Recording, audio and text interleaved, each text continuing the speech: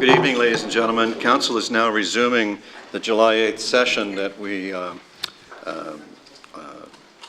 began on Monday, and we, in the time that we, as we discussed, we dispatched all the rest of the agenda, and we're now here to focus entirely on the matter of Lynbrook.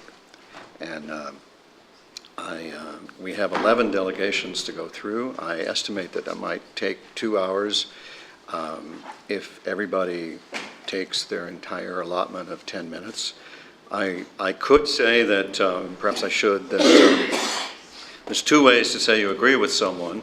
You can repeat what they said, or you can say me too. And sometimes council finds me too more persuasive than to rehear the argument. But if you have any doubt about council's ability to remember what has been told, you're perfectly free to say what you like. At the end of the delegations, I will confine the discussion to table. Everyone's more than welcome to stay and listen to the debate. And council will debate. The council may ask questions of its staff, and ultimately council will make a decision. With that said, Madam Clerk, I believe the next delegation is Karen Liu. Would you call the next delegation, please? Yes, Mr. Mayor, it's Karen Liu, again regarding item 4 of the Administrative Services Committee meeting, Lynbrook Public School site. Ms. Liu? Karen Liu. Karen Liu. Councillor Demoff? I just noticed on the addendum that someone had asked to speak first this evening, and I wondered if we could perhaps have them speak first and then move on. Councillor Demoff moves, and I need a second for that we take out of order the delegations so that the number 6 can go first. Is there a second? Councillor Dudek seconds. All those in favor? Opposed? That carries. Mr. Overdevest? Welcome. Thank you, and thank you for allowing me to go first. I have some business to take care of. Mr. Mayor and councilors, thank you for your time and work on this very important subject of the Lynbrook School. My name is Joe Overdevest, and my wife and I, Sarah, we have 4 children. 3 go to school. 2 are at St. Mildred's, and my son goes to Glen Burnie School. Our children in the past have all attended Clanmore Montessori School. We live at 468 Avon Crescent, which is 1.3 kilometers from Lynbrook School today. My family has sent a letter to the council. I will not read the same details, but add additional color. In particular, I'm not here to provide better statistics that others have shown on this issue, but give you my perspective as a parent in the area. I think Lynbrook School should transition to an all-boys school. This will benefit, in my opinion, the greater good for Oakville present and future. I think the move to an all-boys school is pretty clear-cut, and would like to elaborate on why. I want to mention my background. My wife and I came from a small farming town in Ontario. We did not have the financial means or the option to go to private schools. We really enjoyed our public education. The town of Waterford is a great town, but it does not have the benefits of Oakville. There is no concern to put up new schools. Right now they are shutting down schools, often for financial reasons. I want to explain this from someone to Waterford why I was here tonight. So I said to them, I'm here to talk because it might break down a heritage school. And they might get, or they could not break it down and get money and save it. They asked, what is the negative? And I said, traffic. They asked if is it bumper-to-bumper traffic? I said, no. They said, we wish we had your problems. I did not mention to the town, or to them, that the town was thinking of building houses on this heritage site, as in all honesty, I was ashamed of saying that. I mentioned where I come from, as I want to level set here some comments were made earlier, I hope you all keep in mind. We are all Oakville citizens, and this issue revolves around young boys as young as 5 years old. This is the focus, children's education. When I was sitting through other delegations, I heard comments about, quote, cars that private school parents drive, corporations as schools, community schools versus private schools benefiting people outside of Oakville. I went to public school, and my son goes to private school. I hope in Oakville, of all places, neither one of us is discriminated because of where we were educated. Delegations can say whatever they want, which is great. I respect freedom of speech. I am comforted knowing, though, counselors, You all treat Oakville citizens equal in your decision-making. This is not an issue of public school versus private school, but educating young boys. For the record, if someone gets their car stuck in front of my house, I will help them no matter what kind of car they drive. Let's go over the facts, the benefits. The school, number one, will benefit 180 young boys and families. Number two, a heritage building will be saved. Number three, education will be improved for generations. Education is the cornerstone of successful cities and countries. I think the benefits are hard to debate, so let's get to the concerns which have been voiced. I was not going to elaborate on this before, but I heard many people complain about traffic. So I'm going to give you some details. I want to make sure as a council you know the current situation, as you may not spend as much time on Lynbrook Road as I do. My family lives nearby, and two of our girls get dropped off by my wife and myself. My wife and I walk, drive, and jog on this road often. What do I see on this road? I think Lynbrook Road is great. Friendly people, lots of established trees. For the most part, very quiet. Drop-off at St. Mildred's is organized and efficient. Traffic is fine in my opinion, and not anything that is not different than any other street that has activity in Oakville. The streets are full of children walking to school, often with their families. Our children will walk, but they are too young to go alone, and we have a son to drop off at Glen Burnie. We would walk if both the schools were beside each other, which is a very key point. The comments that keep being brought up about traffic, I want to be clear. From what I see, this is not bumper-to-bumper traffic downtown Toronto.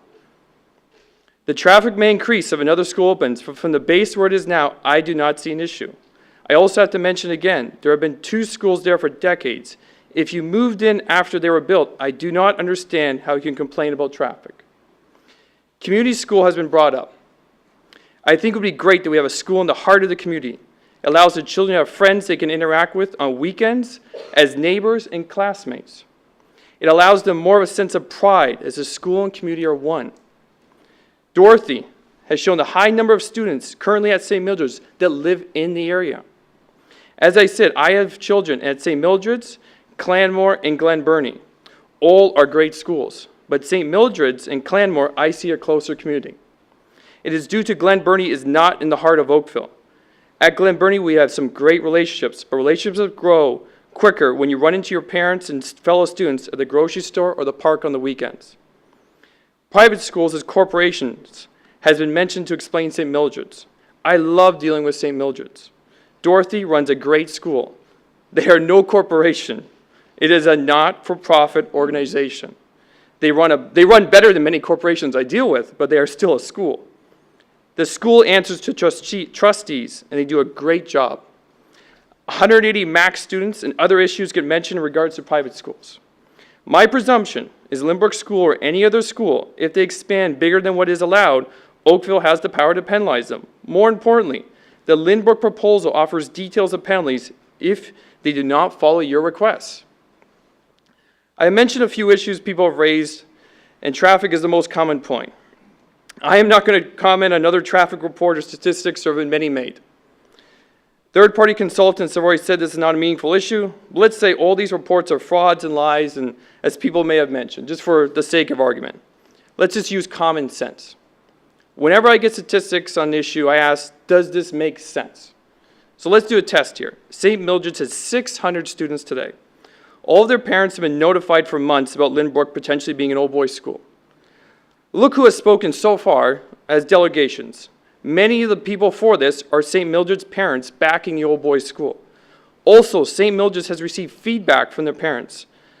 And those parents have presented here, but more importantly, is they have presented on behalf of Dorothy. Dorothy has come forward and said St. Mildred's and the 600 parents behind us and 600 students are backing this all-boys school. The parents at St. Mildred's have a vested interest not to have a traffic issue. They drive on this road at the busiest times, and they are supporting the all-boys school.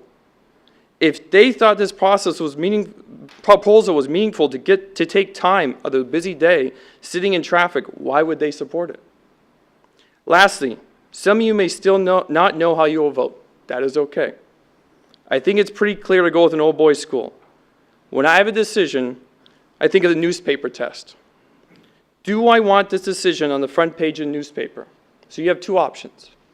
Number one, you can be on the front page of the Oakville Beaver in front of the Lynbrook School smiling with a sledgehammer in your hand, with the housing developers and residents that complain about traffic beside you. Or you can be on the front page of the Oakville Beaver in front of the Lynbrook School smiling with Lynbrook teachers, neighbors, and most of all, smiling young boys. Thank you for your time. Good luck. Thank you, sir, for your information. Councillor Duddick has a question for you. Actually, through you, Your Worship, it's not so much a question as a comment. As somebody who sits on the Heritage Oakville Committee, just want to assure you that the heritage portion on the site is being retained regardless of whether it's being developed or not. So don't misunderstand that that is going to be in jeopardy, so. No, I appreciate the comment too. In the context of a speech, sometimes you just cut it down to the very clear-cut motion, but I think all of us understand some of it will stay. I guess if you wanted me to further elaborate, I would still not feel right if we take down any part of the school, any part of that area, and especially put like almost a quasi-house, obviously, where that school used to stand. I just don't feel comfortable with that, but others may do, and I respect that. Councillor Robinson. Thank you, Your Worship. Sir, do you think that your analogy about the front page of the local newspaper, the Oakville Beaver, was appropriate? Yes, I do. Thank you. Councillor Demoff. Thank you for coming out tonight. Thank you for your comments. You had mentioned that you would be walking, or having your children would be walking to school if they could all be in the same area. So I would suspect that there would be other parents in the same boat as you, which would take people off the road. I wonder if you would consider sending them on their bicycles as well. The bicycles are fine too, either one, Okay, yes. thank you. Again, the context of the speech, I got to right to the key points, but yes. Thank you, Councillor. Councillor Khan. Thank you. I think the concern that Councillor Robinson made was that if we did everything possible with respect to what happens on the front page of our local paper, Dave would be making all the decisions in Oakville, what happens and what doesn't happen. My question to you is, you're not concerned, it's not Actually, your position. can I comment on that though? Go ahead. Okay, but for my humble opinion, Mr. Robinson, I respect you in a great deal. But I find as politicians and people that represent other people, you do have to think of the greater good. And in general, that's what I'm saying about newspaper tests, not the Oakville Beaver. In just general, when I think of tough decisions, I think of all the people who are involved. And that's what I'm trying to get from the message. By all means, if you think the right decision is something that certain people may not like, but it's good for the greater good of Oakville, go ahead and do it. This is not something that we want to do something because the Oakville Beaver says it's the right thing to do. I'll be very clear on that. Go ahead. Well, all right. I'm not going to debate you on that. Your submissions, you're not suggesting for a second that traffic will decrease or will not increase. It's your position that it won't be impacted as significantly as some of the previous presenters had made it out to be. Yes, I don't think it's meaningful. Obviously, let's declare facts. If you open another school where there's not one before, there should be more traffic, but I just don't think it will be meaningful, no. Councillor Byrd. You live in the catchment area of the Chartwell Maple Grove Residents Association. Did you participate in their survey? For some reason, they didn't come by. I do know about the survey, and I didn't actually officially get on it. But I do know that I have the letter and such like that, and I've spoken to people about it, yes. And you're aware of the results of that survey? Yeah, the survey that I got was, the bottom line says it was inconclusive because about almost 50-50. Some people like keeping the heritage site, obviously at school, and some people worry about traffic. I will say, I didn't want to get into this, but this is another interesting thing that we have to watch how surveys are done. The first time that someone told me about this, who was a person who did the survey, they said, well, if they take the school and sell it to 6 houses, we get a community center. That's how they argued it. And I said, well, I don't think those are connected. And so just, and I remember asking him again, are you sure that this is totally connected? And so that was their impression. I don't know, and again, I have full respect for that group or whoever was doing it, and some of them may just have been misguided. But just like any surveys or stats, you have to watch sometimes who's delivering them. So you're aware that a number of residents voted for, I guess you were saying they were maybe misunderstood the question or the survey, but the majority, I think it was almost 60% who actually residents in the area, in that catchment area, voted for the results of the South Oakville land use study, which meant the conversion of the property to the heritage easement, residential low density, and increase the parkland. But again, just like anything, just because someone says they're going to do it doesn't mean it's the right thing to do. I have to have what's best for in my view. So I respect the people voted against. But also, quote, if you have the actual document, which I'm sure you have, the bottom paragraph, the first line says this study was inconclusive. Okay, thank you. I'll try again. Thank you very much. Thank you. Madam Clerk, would you call Ms. Liu? Again, calling for Karen Liu on the Lynbrook site. Karen Liu, going for third time, Karen Liu. The next delegation is Daniela Morowitz. Welcome, Ms. Morowitz. Council looks forward to your information. Good evening. Good timing. I'm Danny Morowitz, and I'm the president of the Chartwell Maple Grove Residents Association. And I'm actually, I had prepared a fine set of eloquent remarks outlining the pros and cons and all the considerations that I lost in the power failure on Monday night. And that's after listening to the presentations on Monday and the presentations today, I've decided to keep it a lot simpler than that because I think you've heard pretty much everything. One thing I would like to clarify is how we have been involved in this. And as has been mentioned, we did go out, once we found out about the school option, which was something that came as a great surprise to us, we did go out and conduct a survey of our own. It was a very simple survey. It was not yes or no. In fact, I have, if you've got, things are working, that's our little letter that we dropped to 250 residents, to 150 houses in the immediate area.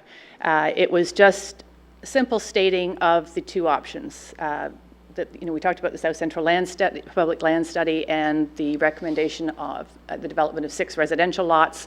And then we also informed everybody that at the same time someone had come forward to propose acquiring the property to open an independent school for boys with about 180 students. It was very, very simple. Here's the two options as we have them. And all we did was ask people to get back to us. We didn't check a box, anything like that. We asked people to come back to us on it. And out of the 100, now keep in mind, we didn't go door to door. We just dropped them in people's mailboxes. So we didn't question people in person. So the responses we got were honestly solicited, I guess, if you want to put it that way. And people came back to us quite extensively. Out of 150 letters that we dropped, we got over 50 responses, which I actually do have a background in market research. It's a pretty significant response rate. And we did publish an initial letter talking about the responses, and that the immediate neighborhood at the beginning was about 63% in favor of residential, 36% in favor of the school. Time went on, we had a couple people change their minds. Then I saw the proponent's map that she presented, I think, yes, on Monday. The only thing I didn't like about that is that you couldn't, the little blue dots look like green dots, and the blues were the people who were undecided or would not oppose. In actual fact, as I said, we didn't meet people face to face, and sometimes people have trouble saying no when they're talking to someone face to face. This is our version, or our version of the doctored map, and we've done the no's in red. Taking out St. Mildred's and one other where this fellow is a builder and he is building that house, so that really isn't a fair 2 votes. So if you take that out, the result is 33 people pro school, 32 against. We are a neighborhood divided, almost right down the middle. So I am not here. Our board as well has had extensive discussions on this. We are, the recommendation from the board was we will not recommend or stand for one option or the other. The neighborhood is divided, and so are we. We will leave it to council to decide. But that said, the only comments I would like to make, and just because I think things need to be fair, the pro-school lobby is very well organized. Their argument is extremely persuasive, and there's no doubt that there are, myself included, think, that having a school, you've got a lot more green space. There are certainly lots of advantages to having to retaining that school as a school. There's sentimental attachment in the neighborhood. It's a historic property. There's no doubt about it. But they are a very well-organized group, and there has been a lot of support from outside the community. I would just ask council to please listen to the people who came here to speak against it. They aren't necessarily as well-organized. They asked us to organize, and I said no. It wasn't our position to do so as the neighborhood is divided, but please listen to what they have to say. They have concerns. If you decide to go pro-school, then please ensure that whatever you put in place provides some protection for them, especially if it's in terms of a lease, whether there's some conditions that can protect them. I would like to make sure that their voice is heard. And that's the end of my comments. Thank you, Ms. Morowitz. You actually describe that's what council's for, is when the community is divided evenly, and then we have to seek the best decision. And to a degree, I would compliment both sides. This has really, in my view, been the town working at its best, trying to come to a decision that benefits everybody instead of one side or the other. I'm still optimistic that we'll find something that satisfies everyone, as you wish for. But I notice you've generated a bunch of questions. Councillor Giddings and Councillor Adams. Thank you, Ms. Morowitz, for this and your ongoing efforts on behalf of the CMGRA. On your website, I've gone through the 28 pages of the specific comments from people. And to be fair, I was CC'd or BCC'd from a number of those residents. We have Lynbrook residents in favor of a boys' school. We have St. Millie's parents against a boys' school. I can see where you're pretty well divided down the middle. Question in terms of, you had other non-CMGRA. Is that just from people that are on the mailing list? We have a pretty broad distribution list, because following, what we did do is we also sent an email to our distribution list, all those people who were signed up with us, telling them about the issue and asking them if they had strong opinions one way or the other. We'd like to hear from them, because we thought, certainly the broader CMGRA community, plus we actually do reach some people outside of that as well. Not many, but some. But it's amazing how many people have an opinion on this. All right, and in terms of the differences, but whether it's the methodology or any explanation or your best guess, because I received calls as well from people that said, I'm for it, or conversely, they have me for, I'm against, just changed minds, different timing. I think, the interesting thing, I did have a couple of people who were dead against change their minds, who sent me a subsequent email, which I thought was interesting. It's, the issues are persuasive both ways. There's no doubt that if Lynbrook Road was wider, this probably wouldn't be that much of an issue, but it's not. Well, I notice in a number of the comments, could we make Lynbrook a no-through street? We're all for the school. Could we make it a street? Anyway, thank you very much. You're welcome. Councillor Adams, I'm sorry, but the clerk noticed we had a prior signal. I just didn't see it from Councillor Duddick and Councillor Demoff. I'll come to you then. Thank you. Through you, Your Worship. Thank you very much for your presentation. And just echoing on what His Worship had said, I commend you for how objective you've been in representing the association. That's very, very commendable. I guess regardless of what side you are on this issue, I guess I wanted to capture this opportunity to reinforce what you had represented along with Janet and others earlier in this process, and that is, regardless of what the outcome is regarding this piece of property, first and foremost is the progression of a community center in southeast Oakville. Is that correct? Yes, this came out, this is a separate issue from that, but there is no doubt that we stand with the other residents associations, as we did on Monday, asking to ensure that project stays online, and that is really important to us. Councillor Demoff? Just echoing what my colleague said, that I know it's difficult when you're heading a residents association and trying to appease a number of people, especially when it seems to be split fairly evenly on both sides.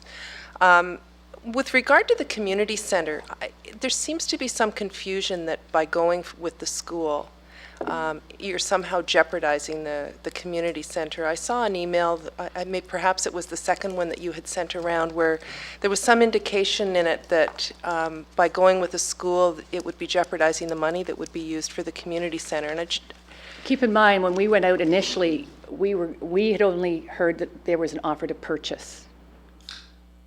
We weren't aware of the lease option that staff has subsequently put forward. So I know that I leave it to the town to do the analysis. If revenue streams and the financial side of it works out virtually the same, then obviously that isn't a concern. We want that, the community center project it's really important to the whole area that stay on track. How you get there is up to you. And then the only other thing, you had said something about the people who had come to council who lived on Lynbrook who were unhappy. I can't. Could you say? I'm sorry. I didn't. Well, I wasn't just saying the people that came on Monday were from all around. Actually, Mr. Trahera he lives on Lynbrook. He lives right here on the corner. And I know he's very concerned. There's a fellow on Chartwell, I'm not sure if it's this house or this one, who's also sent me numerous emails, who's also very concerned and very vocal. So then there are other people yet to be heard from. So I'm not sure, who's coming from where. I don't remember where everybody lives exactly. There's only 1,800 of them. So there are people. You can see on Lynbrook, on Chamberlain, on Morrison Heights, on Chartwell it seems to be kind of red, but the rest of them. Melvin is also affected because of the access through the park, the public access through the park, which obviously was well used when Lynbrook was open and affects the traffic on Melvin Avenue as well. So, you've got people both sides on almost every street, except David, which is the only street that stands united.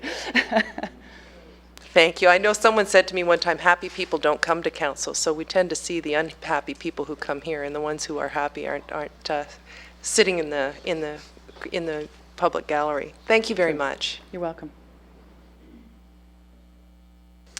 You've actually now twice been asked, I think, the question more or less that I was going to ask you, but I'll reiterate my good impression of your ability to be neutral on this matter, given the division in your results. A tough position to convey, and it's one that we hardly ever hear is somebody coming and giving us two sides of the story in the same place. But on the question of the finances and the community center, can you give council a little bit of a flavor of the discussion that you may or may not have had about the finances of this site as they might apply to the new community center? Did you have discussions about that, and what were the nature of them? No, not really, because the South Central Public Land Study showed the revenues that were projected to come from the residential development. And the staff report, which I have been away, so I am just literally this week coming back into this. My understanding is that the staff report shows the lease arrangement, that there are other ways that this hopefully can work. I don't know. I'm not. You're the chair of the finance department. Thank you very much. That's your job. Fine. I Not wondered, mine. I merely wondered if you had an in-depth discussion of that, and No, we and it have appears not. No. entirely. Okay, thank you very No, much. I appreciate that. this is more of an emotional neighborhood issue. Ms. Morowitz, thank you very much, as always, for your time and your information. Thank you, Your Worship. The next delegation is Jillian Santangeli. Ms. Santangeli, welcome. Council Thank looks you. forward to your information. Thank you. Now I put things on here, do I? Okay, I have 20 copies, just in case you don't see them well enough on your screen. Where are we here? Okay. So while I'm getting this set up, my name is Jillian Santangeli. My husband and I have been residents of Limbrook Road for the last 15 years. We have 3 boys, and so we feel like we have all our educational bases covered because we have one in university, one starting private school in September, and one in French immersion in the public elementary system. I want to talk to you about the 2 issues I raised in my letter of July 5th and put some context around traffic and facilities at the former Limbrook Public School.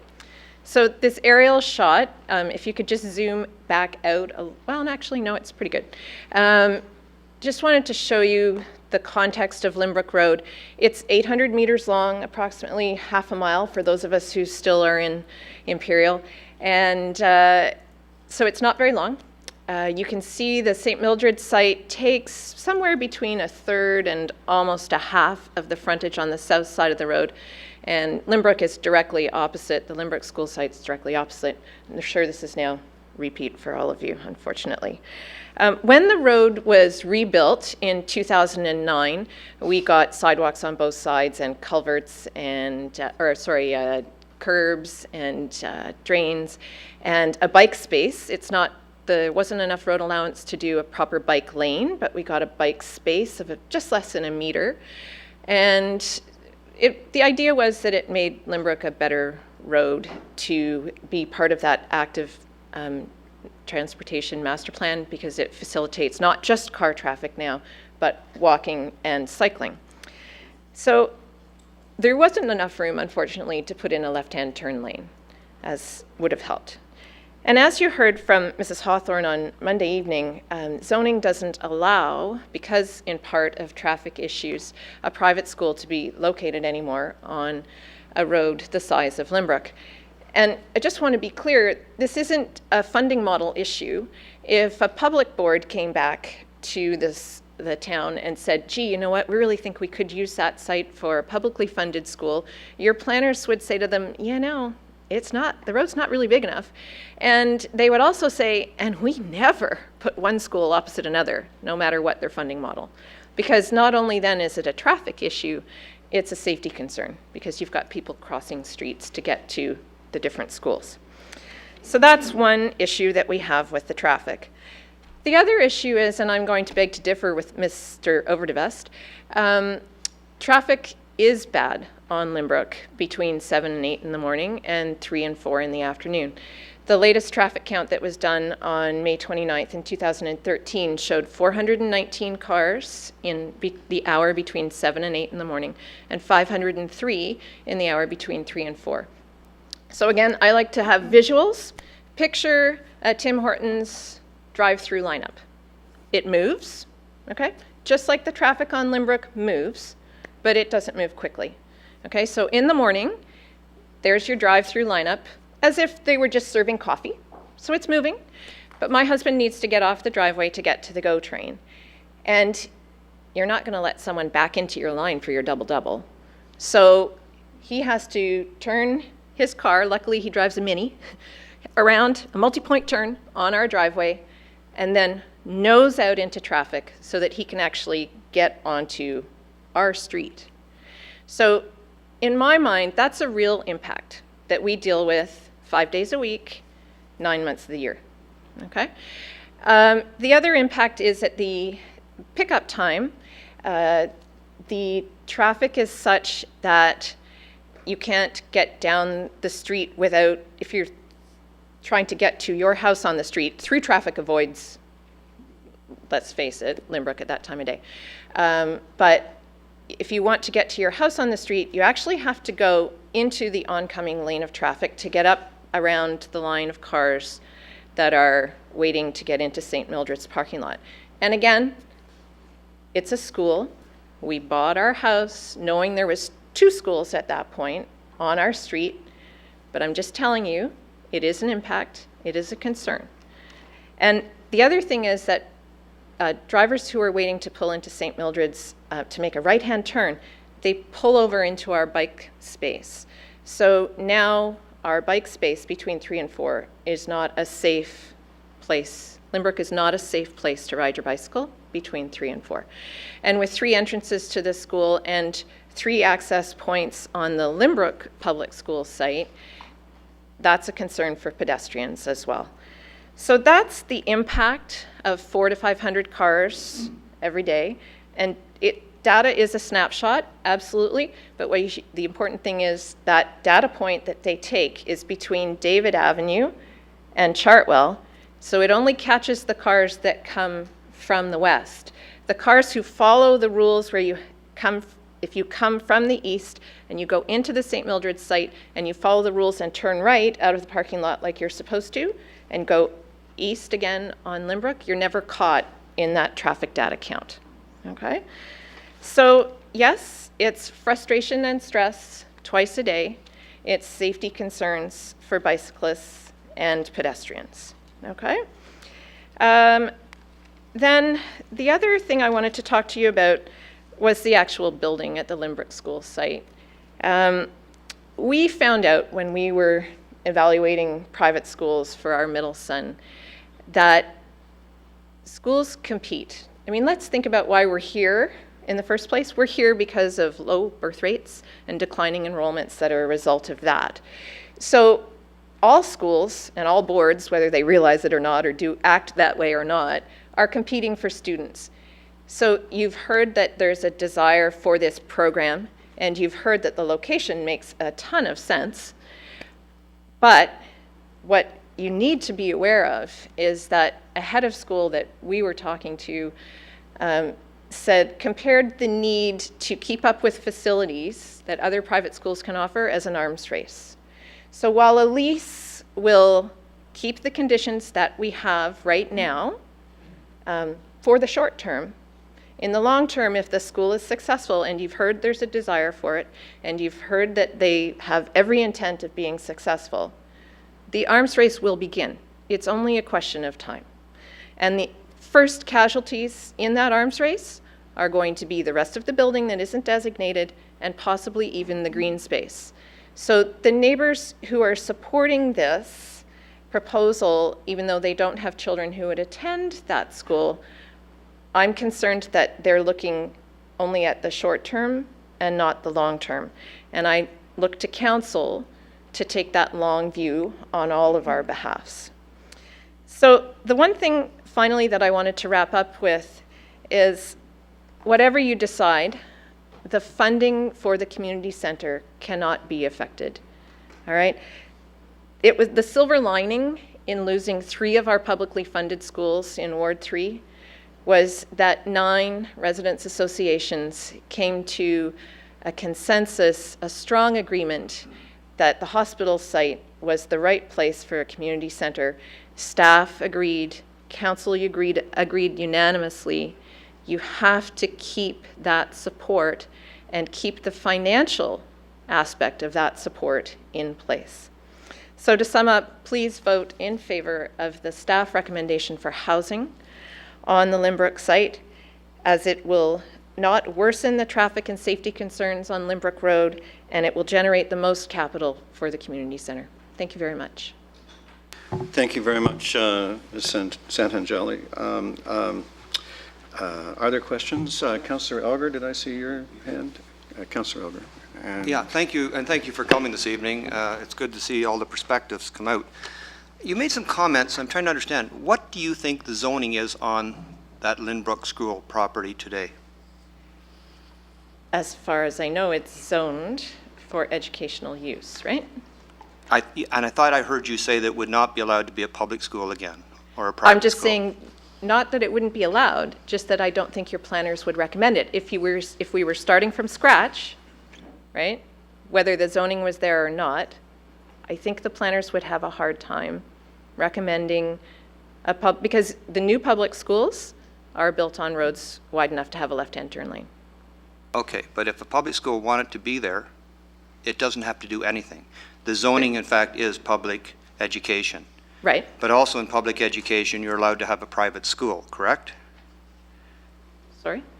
In the zoning bylaw 84A, the permitted uses are public and private schools. Yes, but I understand Mrs. Hawthorne was quite clear that there was a zoning restriction for private schools on roads. And you are absolutely correct.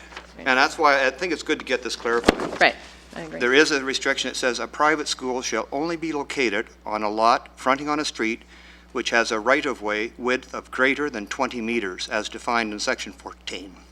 Right. So then, Councillor Duddick and I went down to talk to the land surveyors. How wide do you think the right-of-way is just east of the school and just west of the school? Well, what you have to remember is that Limbrook is an old neighborhood, right? So when you look at the lot lines, which are on this that I've brought, they vary down the length of the street. No, but the property is just east of the school and west of the school. Just east of the school and just west of the school. Right. I had a copy of the plans when they rebuilt Limbrook Road, and I can't remember off the top of my head, but that's 60 feet, and I don't think it's 60 feet that the town owns, and it certainly doesn't own it consistently all the way down the road. Would you be surprised to learn that it's actually 66 feet, which is the way most streets are in southeast Oakville, and also, in fact, that it's over 20 meters. It's 20.117 meters wide. And Just that if the east and town, just west if of the that school? 8-foot right-of-way on the north side is taken, the private school doesn't even have to come to us for anything. It is a legal as of right, and they don't have to do anything. So if they bought the land and you claimed back, Which we would do, the 8 feet. Right, Or in fact, if the town just did a reference plan and took the 8 feet, they have their full 66 feet, which is over the 20 meters. And they don't even come for public debate on anything. It's as of right. yes, but then you have to remember that the site still does not have the storage capacity for the cars that would be generated by any school, right? So you're still going to, whether the right-of-way is there or not, you are still going to be generating additional traffic. And I think what residents are saying, if I can speak for all of them, when we're concerned about traffic, is not that we don't recognize that the traffic is there. We're saying when you have an option in front of you, support the one that doesn't make the traffic worse. All I'm trying to tell you is, with the 8 feet on the north side going to the town as a right-of-way, if it's done by reference plan, there is no public meeting. They just crank up and they're in business. Everything is there, and I didn't realize that, and I was shocked to learn that it's actually more than 20 meters wide. So, but would that be interpreted as applying to just the site or to the entire length of the road, that 20 meters? Because it's okay. Well, if you say it's more than 20 meters all the way down the entire length of the road, it isn't what I recall from. That isn't what I said. Okay, so that would be the sticking point, I think, then, right? It will be interesting. Yes, anyway, it will. Thank you for you coming. You have an interesting choice ahead of you. Thank you, Councillor. Councillor Duddick? Thank you. Through your worship, thank you very much for your delegation and actually for the information you provided me the other evening in regards to the French immersion. Oh, and it's 1982. It's 1982. You said 88. I did. Okay. I thought, I think I carry these figures around in my head so well, but clearly not. It was the 80s. Exactly. Could you just, I don't know if you mentioned it, and pardon me if I didn't catch it earlier in your delegation, whereabouts are you located on Lynbrook? Okay, so we're here down at this end on the north side, close to the Morrison end. So I have an option between 3 and 4. I can scoot along Melvin and Chamberlain, or I can go all the way over to Morrison and come home and not be as impacted by the traffic. But I feel for the residents who don't have the options that I do. I was just trying to put it in context. Thank you. Yeah. And I also have, if you want it, the traffic data from the count that you did. I don't know if you wanted to know that. Thank you. The clerk will take that. Councillor DeMoff, did you have a question? Actually, I was just wondering whereabouts you lived, so it's been asked Oh, and there we go. answered. Thank you. All righty then. Ms. Santangeli, thank you very much for your information. Thank you very much for reconvening tonight. It's important for all of us to have the opportunity to be heard. Thank you. The next delegation, please. Is Lynn Labon Maison regarding Lynbrook School site. Ms. LeBon Mason, welcome. Council's looking forward to your information. Thank you, and I'm not very experienced at speaking in public, so please bear with me. But good evening, Oakville Council, and thank you for the opportunity to address you on the Lynbrook Boys School proposal from Amber Way. I'm not going to reiterate. My position is I'm in favor, and so what I will read to you will support that, but more in a broad philosophical way. I always take that approach because, as people before me have mentioned, it is divided. It's very difficult to please everyone. There is always someone that will have, there's difference of opinions and difference of approach, and you have a tough job. But I like to think of the greater good, and people move in and move out of neighborhoods, and we need to keep that. And the person that was there that was really against it might move out, and someone else move in, and they're for it. And someone like who's for it, the opposite will happen. So unfortunately, it's not an exact science. And so I'll give you this for thought, which I always sent an email, which I think is very important in the fabric of our democracy. As a resident on Chamberlain Lane and previously on Melvin Road, both homes in close proximity to the school site, I would like you to know that I strongly support this initiative. Giving communities more choice is always a better approach than taking choice away. Keeping more green space and making Lynbrook site more available for community is also more recommendable, and in doing so will enable the town to preserve more of Oakville's heritage. The benefits of keeping the Lynbrook school site to house a school far outweigh the detriments, in my opinion. Traffic is a reality we need to deal with and manage.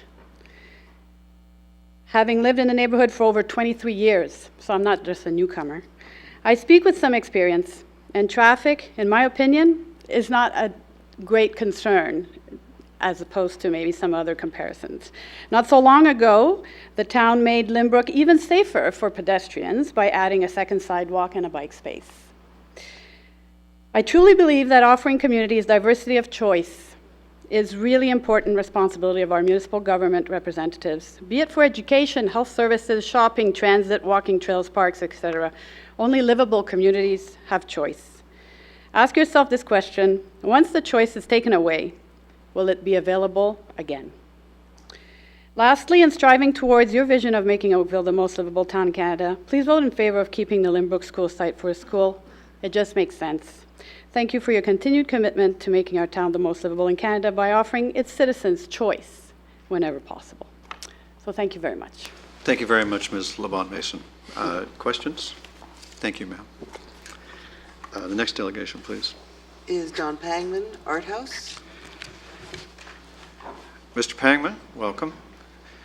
Council looks forward to your information. Thank you. Your Worship, members of council, as many of you know, I've lived in most houses in Oakville, including one on Cary Road in the early 80s. Like many who spoke Monday, we also chose this neighborhood so that we could live close to some great schools.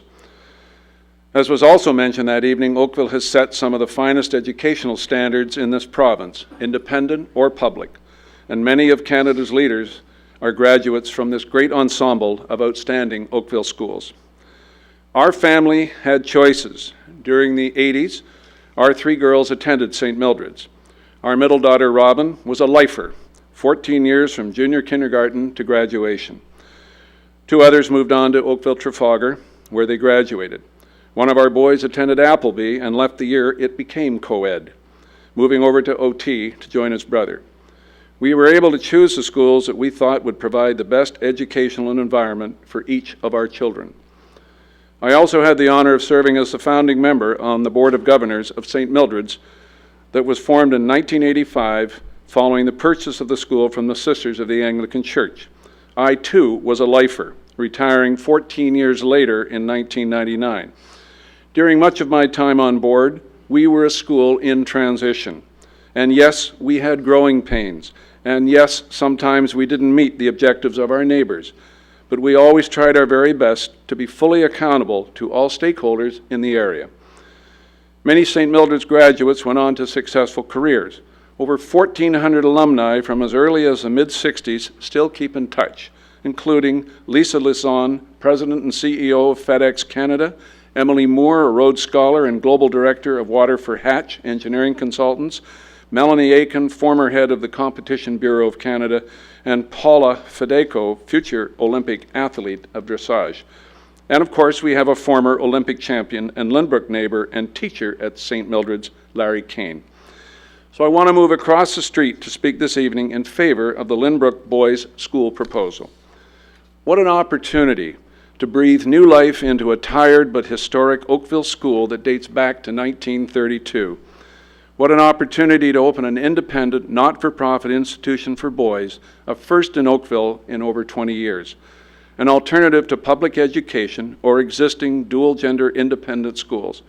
A choice for the parents of 180 boys to be educated in a single-sex environment. What an opportunity to support an enthusiastic entrepreneur who is bringing together an exceptional team of professionals to educate our children. Someone who is prepared to invest their family's wealth in the education of thousands of young boys going forward. Someone who is eager to celebrate Lynbrook School's rich 80-year history in our community with a fresh vision, similar use on an existing school site. Someone who is sensitive to the architectural charm of that 1932 schoolhouse and ready to complement this with interior upgrades. Someone who will equip this school with all of the educational tools necessary to allow boys to thrive in learning in this exciting and creative 21st century. Someone who has the integrity, the energy, the administrative skills, and the experience of operating an independent school. And someone who will always welcome her neighbors and other members of our community to this special Lynbrook home. What an opportunity to maximize on a collaborative partnership with St. Mildred's as its neighbor, to offering siblings the chance to be close geographically, yet separated educationally by choice, to bring two independent school leaders together that share the same philosophy about community building and outreach, another teaching institution that also educates children about the importance of giving back to others in their community and beyond. Art House is a fortunate recipient of St. Mildred's generosity, as is Home Sweet Hope, the Suzuki Association, and others. I have no doubts that over the period of the next few years, other strong relationships will develop and flourish between these two partners. How proactive for Amber Way and Dorothy Byers to agree that out of the gate, traffic, busing, and parking issues will be minimized to increase the efficient and safe arrival and departure of students. In the past, there were attempts for an agreement between St. Mildred's and Lynbrook School for shared busing and staggered hours for those 400 children from Lynbrook, but the Halton District School Board would not commit to a proposal. On Monday evening, we learned that an agreement between St. Mildred's Board of Governors and Amber Way's legal counsel will result in shared busing arrangements and staggered hours to minimize congestion, as well as shared parking for special events. In addition, the two schools plan to coordinate and pay for crossing guard services to ensure the maximum safety of children. This is being implemented for the current population of St. Mildred students and the proposed 180 boys at Lynbrook. Bottom line, a significant reduction in enrollment at Lynbrook and shared agreements. As we know, St. Mildred's fortuitously purchased 4 homes in the early part of this century. And while buildings have been added, there are still open spaces. I believe today that for many, St. Mildred's represents a rich and beautiful campus that has always tried its best to be a good neighbor in the heart of a residential area. I am sure that 6 lovely homes could occupy the Lynbrook site, but is this the right choice for renewal? Will these homes present the leverage that this proposal does, or will it be green space and character gone forever? Oakville has an opportunity to embrace an alternative form of education for families, community building and outreach, new partnerships, and the thoughtful renovation of existing school buildings that have played a special and historic role in East Oakville, with outdoor school recreation areas that will be maintained and remain surrounded by a forest-like environment. I ask you to reflect on the benefits of this proposal and cast your decisions in its favor. Perhaps one day Lynbrook Boys School will also witness the fruits of its labor as the educational foundation that helped produce its share of future CEOs and Olympic champions. What an opportunity to bring one more jewel to our wonderful community. Thank you. Thank you, Mr. Pangman. Questions? Mr. Pangman, thank you for your information. The next delegation is Kay Wiley.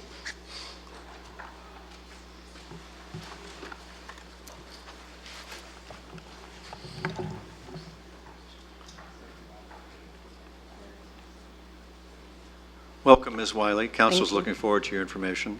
I live in Lynbrook Road, and included in your package in front of you, you have my letter. Is there any questions?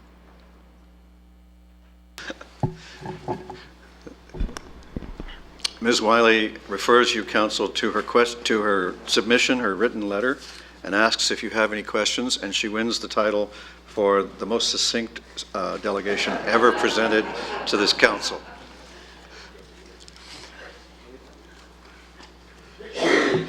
Apparently, your letter spoke well enough on its own. Thank you very much for being here. The next delegation is Andrea Williamson. Ms. Williamson, welcome. Council's Thank you. looking forward to your information. Thank you. Good evening, Mayor Burton, councilors, ladies and gentlemen. My name is Andrea Williamson, and I've lived in Oakville since 1986. I live at 7 Washington Avenue, which is a small little street over by Kerr and Spears. I'm a graduate of St. Mildred's Lightbourne School. I'm a current parent at Fernhill School and St. Mildred's Lightbourne School, and also an alumni family to St. Andrews College, Upper Canada College, and Appleby College. Tonight, I stand before you as a proud supporter of Mrs. Way's project to restore Lynbrook School as an independent school for boys. Education is for all children, public, private, or independent. Yes, Oakville does offer a variety of educational solutions for us families, and it's a heavy choice. All offer their best in academics, the arts, athletics, citizenship, leadership, global studies, and more. I can tell you as a parent, it's difficult to decide for your young children what their educational solutions will be for them. But I can also tell you the decision is ultimately made by the perceived fit for your individual child and the school. Every year at re-enrollment, when I'm asked, will I continue to educate my children in the private and independent schools, I look at that decision very seriously. Would you hand over a significant amount of money to your broker and go, do whatever you want? Absolutely not. Absolutely not. Every year I look, I tour, I speak with a variety of parents, and ultimately I choose to continue to enroll my children. But what is missing is a choice for my son, an independent, all-boys elementary school. Like many other families, it's a choice that simply is not available. I believe that investing in our children's education should be a parent's top priority. I'm a mother of 2 young children, a boy and a girl. I've mentioned my son. I attended Monday night's meeting, and it was clear to me that LBS is needed, wanted, supported by many families. With respect to Mayor Burton, me too. The concerns of traffic have been addressed over and over by both facts and emotions. Let's go with the facts. I'd also like to share that by not living in this immediate area, that the concerns for traffic, the concerns for safeties are not limited to this specific area. Where I live, at Washington Avenue, I purchased the home that was owned by St. Aidan's Church. St. Aidan's Church is a very active church, 7 days a week, 365 days a year. Many a times, my street is littered with parked cars. In many cases, my driveway is obstructed. Is this frustrating? Yes. But is it tolerable? Yes, because those cars are filled with community members gathering in the church for support, multiple faiths, and in some cases, Alcohol Anonymous meetings. So can I put up with a little inconvenience? Absolutely. What also was brought up was a profit versus not-for-profit. There seems to be some thought that Lynbrook's Boys' School is a money-making retail commercial operation. This is simply incorrect. A not-for-profit organization relies on its tuition and gifts to its school. All are invested back into the school to bring to life innovative programming, dynamic curriculums, specialized teaching, and of course to pay the operating expenses. Lynbrook Boys' School is a not-for-profit school. just like St. Mildred's, Appleby College, Oakville Christian School, Wildwood Academy, King's Christian Collegiate, and Chisholm Academy. This explanation can also finally put to rest the rumors that Mrs. Way made a ton of money selling Wildwood Academy. She was simply an employee of a not-for-profit school. I always tell my family, look for the ultimate solution. Go for the ultimate solution. Mrs. Way has done this for her school. To open the doors of Lynbrook School for these young boys will not only be a gift to our families, but to our community for generations to come.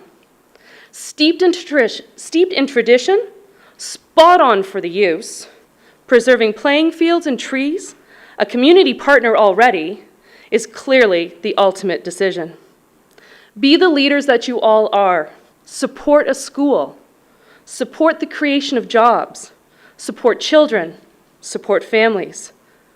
If you do not choose to support Lynbrook Boys for School, I ask you to take some time tonight to reflect on what you do stand for and how you represent the people of Oakville.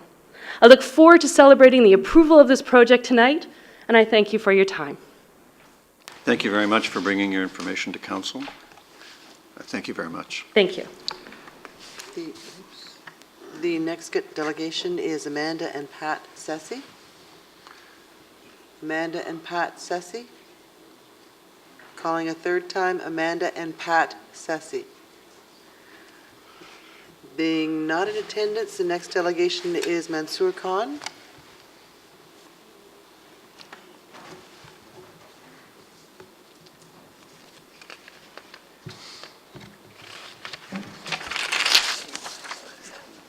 Good evening, Council. I'm Mr. Khan, welcome. Now, you seem to be somewhat soft-spoken, so if you could address the microphone carefully, yes, it'll give you the maximum chance of being heard. Thank you, Mr. Mayor. We're looking forward to your information. Thank you. I'm a resident of Lynbrook Road, and I'm here to tell you about the issues of traffic on Lynbrook. It's very good to have St. Mildred's School. My daughter goes to the school. I have two daughters who will be going to St. Mildred's School. So, of course, I'm one of the parents who likes to walk or take my kids on a scooter or a bike to the school. But considering the traffic volume, especially on bad weather days, we certainly have people who are trying to go around faster and who are trying to rush through the neighborhood. I am not against the Lynbrook School. It certainly creates opportunities for employment, for everything else that is good about the school. But I would certainly say Lynbrook Road is not the place for the school. There are schools all over the place, so it can be placed anywhere else, but not on Lynbrook Road. I certainly feel that if we have two schools and there is traffic making left and right turns, there will be some sort of gridlock on Lynbrook for sure. Right now, we have all talked about the volume of traffic, but we haven't discussed the issue of gridlock. And I strongly feel that when people are making left turns or right turns into different schools on either side of the road, there will be some sort of gridlock, and the gridlock will actually worse on bad weather days. So keep that in mind. I mean, we have counted the cars, we have counted everything. There are other issues with gridlock like emissions in the neighborhood.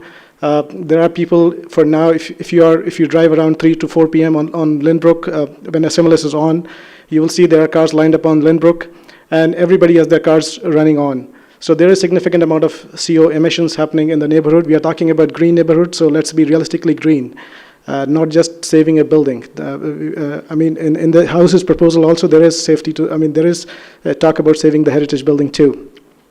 So I strongly support, having the school, but having it somewhere else, not in the neighborhood. Thank you. Thank you for your information. Councillor Knoll has a question for you. Thank you for your presentation. I just want to ask you about your personal experience. Sure. A lot of the information you just gave us is very general, but I want to talk specifically. You live on Lynbrook, correct? I live on Lynbrook.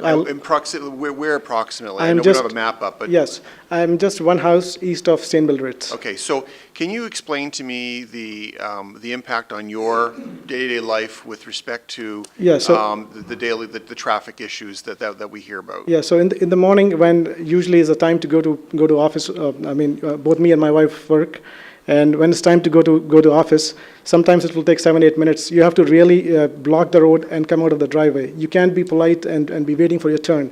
You really have to make a move and sort of get onto the traffic. Did that end when Lynbrook closed? I haven't been there that long when Lynbrook rose. I've just moved 2 years in the neighborhood. So in June, when, say, Mildred's was open, were you experiencing this issue? Yes, around June the issue was there, but when the school closes, then this issue is much better. Okay, so, so you don't specifically have experience with Lynbrook, you're saying, because you weren't there when the school was open? No, I wasn't there when the Lynbrook school was there. I wasn't there. I've been there when St. Mildred is there. I'm sorry. Yeah. So I guess the point the issue I'm trying to get at is, is the issue around traffic you're backing out, is it an existing condition, or is it something that has improved since Lynbrook closed? And like I mentioned, I haven't been living long enough since Lynbrook closed in the neighborhood. I didn't understand I didn't understand your point. So you weren't there during the Lynbrook period. Right, I wasn't there in that period. So your traffic issues that you're delegating about today really relate to St. Mildred's. So it is what I'm trying to say. It is already there. When a second school comes up, it certainly is going to be worse than what it is right now. So that's the point I'm trying to make. And you believe it'd be worse only because there'll be additional vehicles on the street? For two reasons. There will be additional vehicles, and there will be vehicles making left and right turns around St. Mildred's. There will be crossing guards who will be stopping the traffic in either direction. So there will be the lineup of cars on both sides of the streets. Okay. And your daughter goes to St. Mildred's? Yes, two of them. Did you choose the neighborhood because of St. Mildred's? Yes, I did. Okay. And did you move into Oakville because of St. Mildred's? Not really. I mean, I like to move into Oakville, so I was living in Oakville from 2004. So you relocated from somewhere else in Oakville to yes, this neighborhood? from Joshua Creek into here. Yeah. Okay. Thank you very much. That was a great presentation. Thank you. Mr. Khan, thank you for bringing your information. Thank you. The final delegation is Blair McCauley. Mr. McCauley, welcome. Council is looking forward to your information. Well, I'll be very, very brief. Mr. Mayor, welcome. Thank you. Just do us a favor and be brief near the microphone. I don't usually have to use a microphone, but... Well, there's people at home who will benefit from you being near the microphone. I'm going to be very, very brief. My only concern is about traffic. I have no objection to private schools. I was with Don Pangman, one of the founding members of the board of St. Mildred's Lightburn. I had 3 daughters there. I had one at Ridley. The Oakville. I lost the track of the downtown in Oakville, a son. But so I have no objection to public school. My only concern is traffic, and I am probably the person in this room who lives closest to St. Mildred's Lightburn School. I live on Morrison Heights Drive, and my property abuts at the back. On the creek and on St. Mildred's school playing field. In the morning, trying to get across Lynbrook is virtually impossible when the schools are in session, because the traffic never lets out, as the last gentleman said. You really just can't get through, and fortunately you can try and take another route away down and the other way and down Morrison, down through the middle of town and then back up again, but it's a long and circuitous route. And trying to get through across Lynbrook on the when between 3 and 4 is another major problem. So I'm just concerned that the addition of the new school will make the matter even worse. And so that's my only. I'm very, very much in favor of private schools. As I say, just as the last gentleman said, someplace else. Thank you. Thank you very much for bringing your information. Okay. I don't see a question, so we appreciate your time. Okay. All right, Council, that completes our delegations, and I'm going to confine the matter to table. And Councillor Giddings, you're the ward councillor. I recollect that you had some questions for staff, and I'm giving you the floor. Thank you. Through you, Mr. Mayor. I'd just like to clarify a number. We've received a rich amount of information over the past several days, and I just wanted to ask a few clarifying questions. Further to Councillor Duddick's comment about the heritage property, Councillor Duddick and I are both on the Heritage Committee. Perhaps, Ms. Closey, could you just detail the site in terms of what would stay, what would go, what is heritage, what is not? Through you, Mr. Mayor. The site is designated as a heritage property under Part 4. The important heritage element on that site is the old schoolhouse. So that's the portion that's identified within the designation bylaw. So that under that bylaw, that portion of the building would have to be maintained as its heritage elements. Any changes to it, alterations to it would need to go through the Heritage Committee in terms of getting advice for council for any permit changes to it. And then, of course, the decision would come to council on any alterations to the building. But the designation applies to that old schoolhouse. All right, thank you very much. A number of people were also concerned with the proposal for the homes, and they were stating that the only way to save the woodlot was to have someone else purchase the property for another use. Can you just provide some details in terms of our plans for the woodlot? Through you, Mr. Mayor, to Councillor Giddings. The staff recommendation for Lynbrook included the preservation of the woodlot itself in its entirety. That portion of the property was to be redesignated actually to protect it as a woodlot from its current school type of designation so that it would be maintained as a woodlot. Part of the rationale for the residential proposal was actually to provide better access to that woodlot or visibility to it through the residential proposal so that its maintenance and its long-term certainty could be maintained through our Parks Department. Thank you. So whichever way council decides, that will be formalized as a town park and expanded in size. That's correct. It would be designated, it would be owned by the town, it would be maintained as a woodlot. All right, and a number of people have called me and have stated that previous councils approved the expansion of St. Mildred's, and that, how can we, not continue with that with another proponent? Could you just, for the people here, just bring them up to speed in terms of the process and whether council approved that or not? So I think you're referring to the St. Mildred's Yes. School. Yes, there was a rezoning on that site that looked at the additions that were put on that place. Actually, the site has been through a series of planning applications. It's been through the zoning process to identify it as a private school. It's also been through the site plan process. So there's been several opportunities for council to evaluate, or for council or site plan committee to evaluate that school. But as of right, a school would have the ability to expand. There is a very site-specific bylaw on the St. Mildred site, if you're referring to that, that details the size. Excuse me, please. Commissioner, would you bend your microphone so that you're speaking more directly into it? I believe people at home and possibly here may be having trouble hearing you. Certainly. Is that better? So on the St. Mildred Lightbourne School's property, there's a site-specific zoning, which is fairly specific in terms of the location of buildings. There's also within that bylaw a cap on the number of students. So without looking at a specific proposal, I would say there probably would be limited opportunities, except through a zoning process, to expand the site. All right, and thank you. And sorry, one last question. Number of people have expressed concern as to it would be a fairly simple matter for the school to come into place with a minor variance, and it would take the town a series of steps to have if it goes through in terms of 6 houses, it would be a rather difficult process for that to come into place. The private school is not currently permitted on the Lynbrook Schoolhouse. There was a study that was done back in 1989 that changed the bylaw standards to only allow private schools on the roads that were 20 meters or greater. We understand in looking at the zoning department, they looked at the site to see whether or not it was permitted, and it's not. So there is some relief that's required to the zoning bylaw in order to allow for a private school.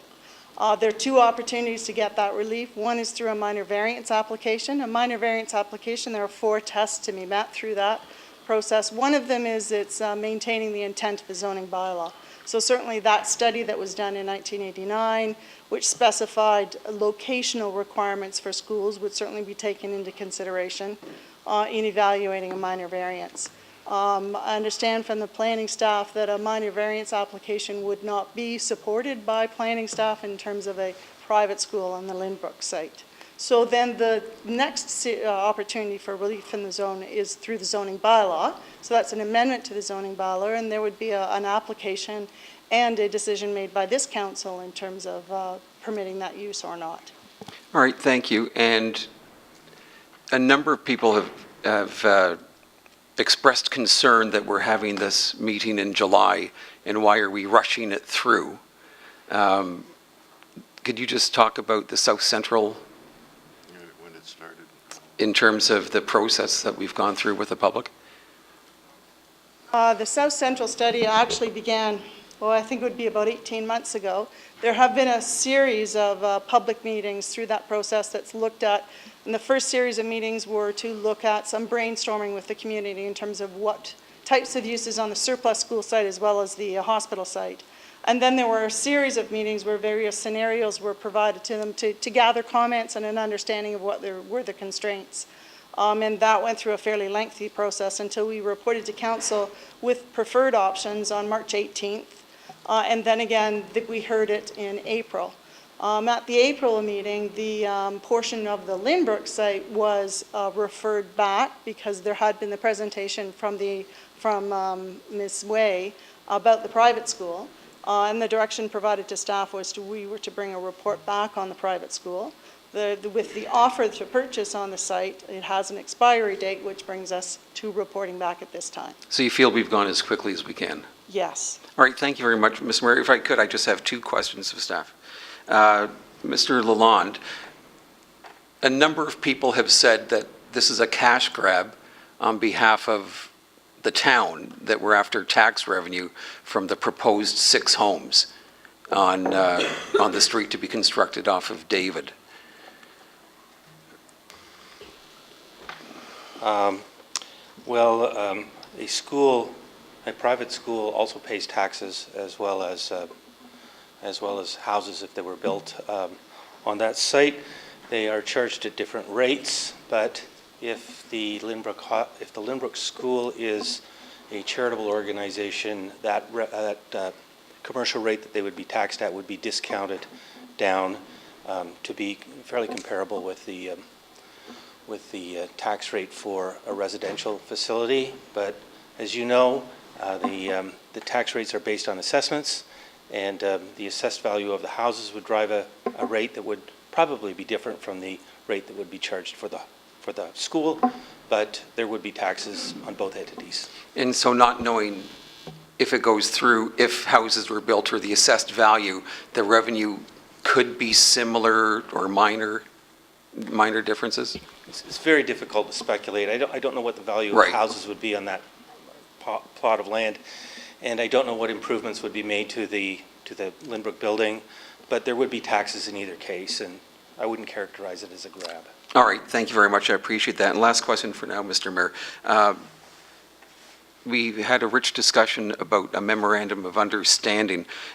I guess, Solicitor Carr, if a number of people have said that all the protections are there, I'm just wondering if you could comment on if they're enforceable, or are we party to them? If you could just provide an explanation. Yes, thank you. Through you, Mr. Mayor. What staff were presented was described as Schedule C, a non-binding principles of agreement between Lynbrook Boys School and St. Mildred's. So in effect, it is the same status as a memorandum of understanding between St. Mildred's and Lynbrook, setting out principles upon which they would agree on issues such as parking of motor vehicles, bus services, and dropping off and picking up of students. In its current form, it's not a binding agreement. It's a statement of principles, and so it requires a further step, which is an actual negotiated agreement between the parties. And if the town were to wish to enforce the provisions of that agreement, it would have to be a party to that agreement. So we've described it as a three-party agreement. All right, thank you. So further discussions, and I take it based on our conversation the other evening from council, from the proponent in St. Mildred's, if I recall correctly, that they'd be willing to enter into that. Yes, that's true. Great, thank you very much. So, Councillor Giddings, before you surrender the floor, is it your intention to move the committee report and to have a motion and so on? Thank you, Ms. Mayor. Yes, I will move the ASC recommendation. At the appropriate time? At the appropriate time that is before council this evening. Okay. All right.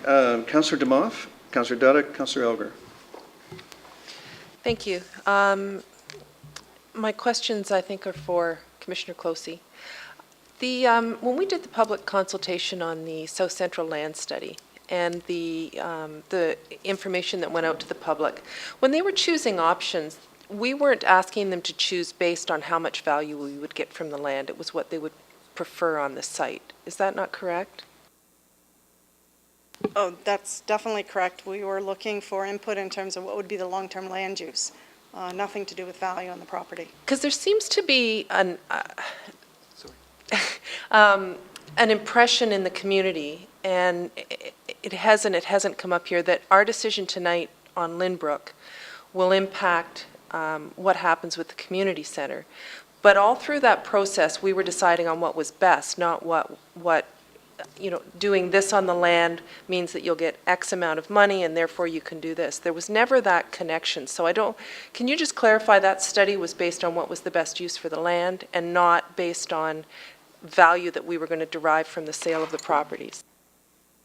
Through you, Mr. Mayor. Yes, the study, and I think it was very clear in the planning staff report that came forward, it was a land use study. It was looking for the most appropriate land use for those properties. Certainly there was a financial analysis that went with it because that would have an input into the larger picture that council would be looking at in terms of its ability to afford a community center, but they're not directly connected to each other, and I think that was made very clear in the planning staff report.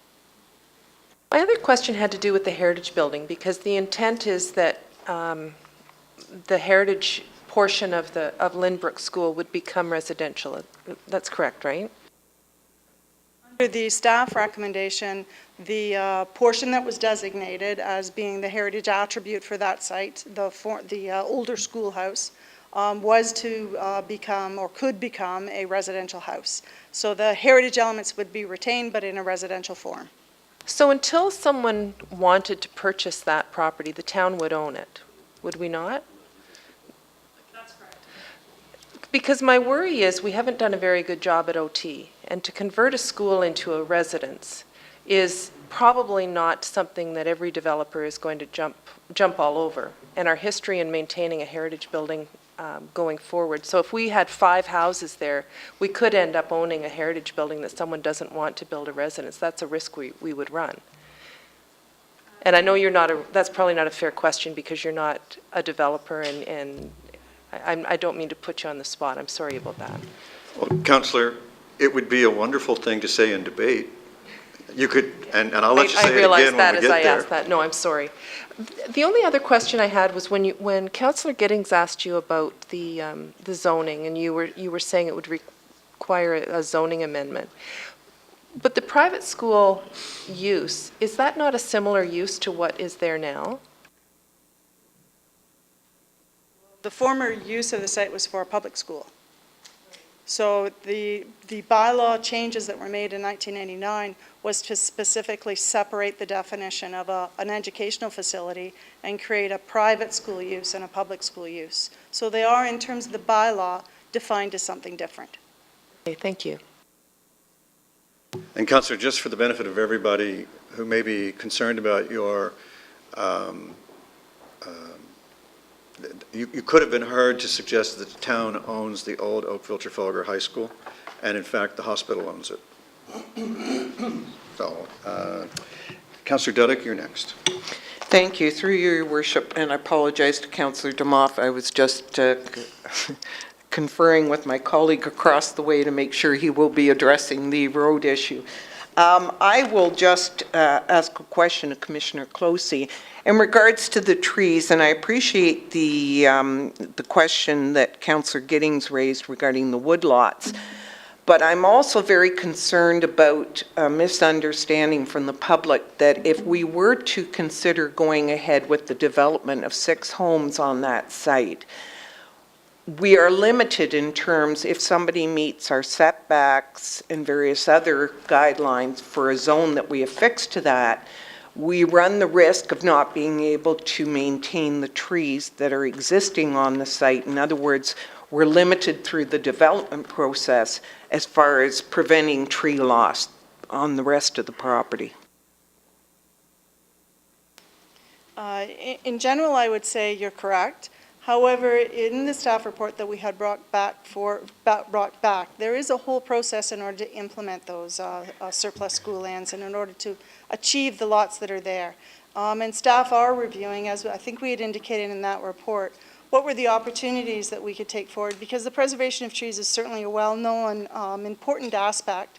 The certainty of the houses that are on those lots so that they're not sold and then come in with changes, so long-term certainty. So whereas if we just sold the lots to a developer, yes, that is a risk that we run, but the town does have some option to take a role in that development process for a longer period of time, which could assist in lessening the impact on trees. So there are some variations to that. But no guarantees. I would say it depends how the town wants to involve itself in the longer process. If we're out quickly, there's more of a potential and less guarantee. If we're in for longer, there's a better opportunity for us to have a positive impact. Thank you. Councillor Elgar. Thank you. Thank you very much, Mr. Mayor. Question to staff regarding the zoning on the property. What is the zoning on the property today? On the subject property?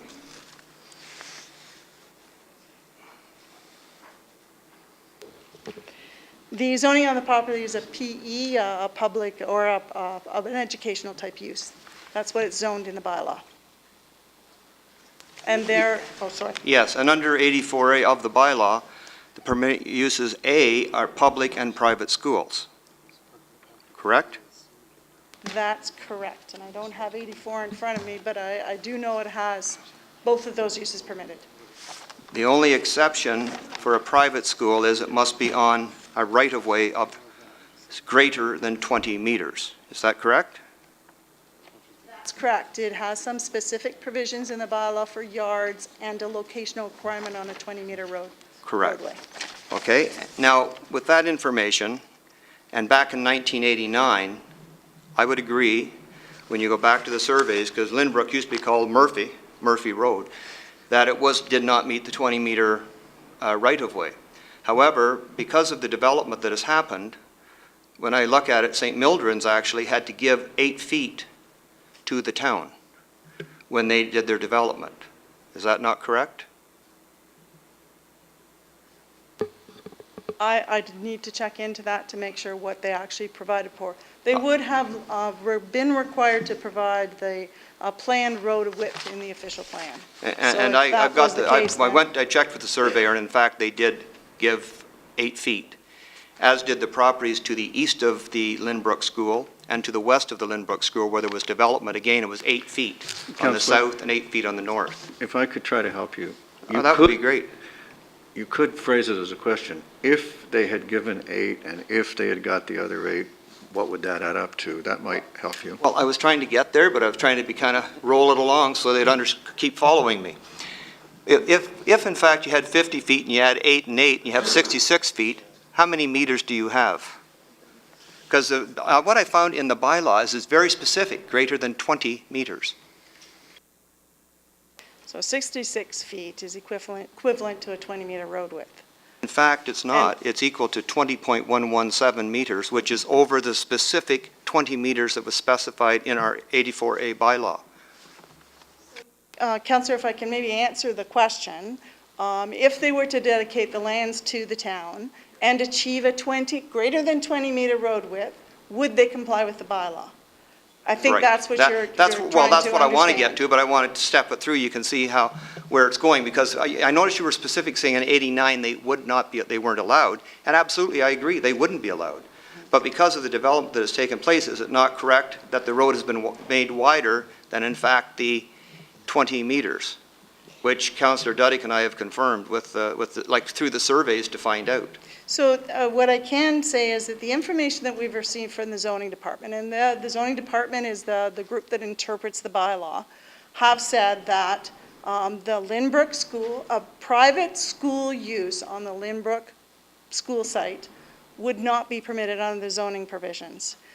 You certainly brought up a very interesting point, which I will go back and clarify, but the width of a road within the standards that we may have in terms of widths may not be the same as what's defined in the bylaw. So I'd be reluctant to say that if they were to give us those lands, it would then be in compliance, because there may be other provisions in the bylaw, and I was trying to go through it myself, but it is a fairly thick document to determine whether or not the bylaw defines Lynbrook as a certain road width or what the plan says. So I needed a fair amount of time to go back and do that work for you to be able to clearly answer that question.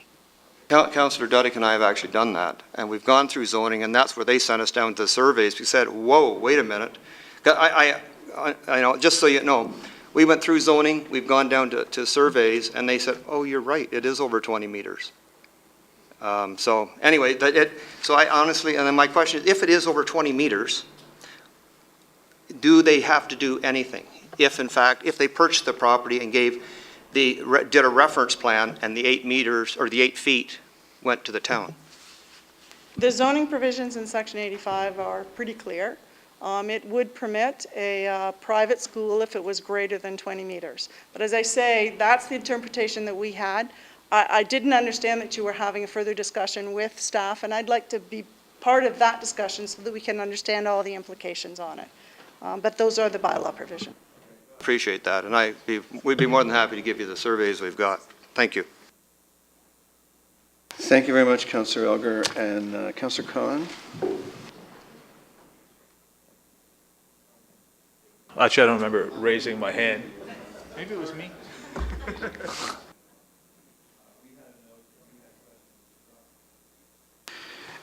Sorry, I'll skip all the preliminaries. We had a note that you had questions from Monday night, and the clerk was reminding me of that, and so we put you in the queue. Actually, I'll let Councillor Adams go first, but I do have some questions for our council. Well, thank you, but I would like to continue to chair the meeting, and Councillor Grant is next on my list. All right, in that case, I'll defer to you. This is just, this is for, if it's all the same, thank you. This is for our solicitor council. Scar, I just have some questions with respect to any lease agreement that we may or may not enter into. Are you confident, first of all, would this be an unusual type of contract that we draft, or have we drafted something like this in the past? Through you, Mr. Mayor, the town enters into many leases. And so there's much in a lease agreement in this situation that we're very familiar with. There are some provisions that are a little unique that we'd have to get our heads around.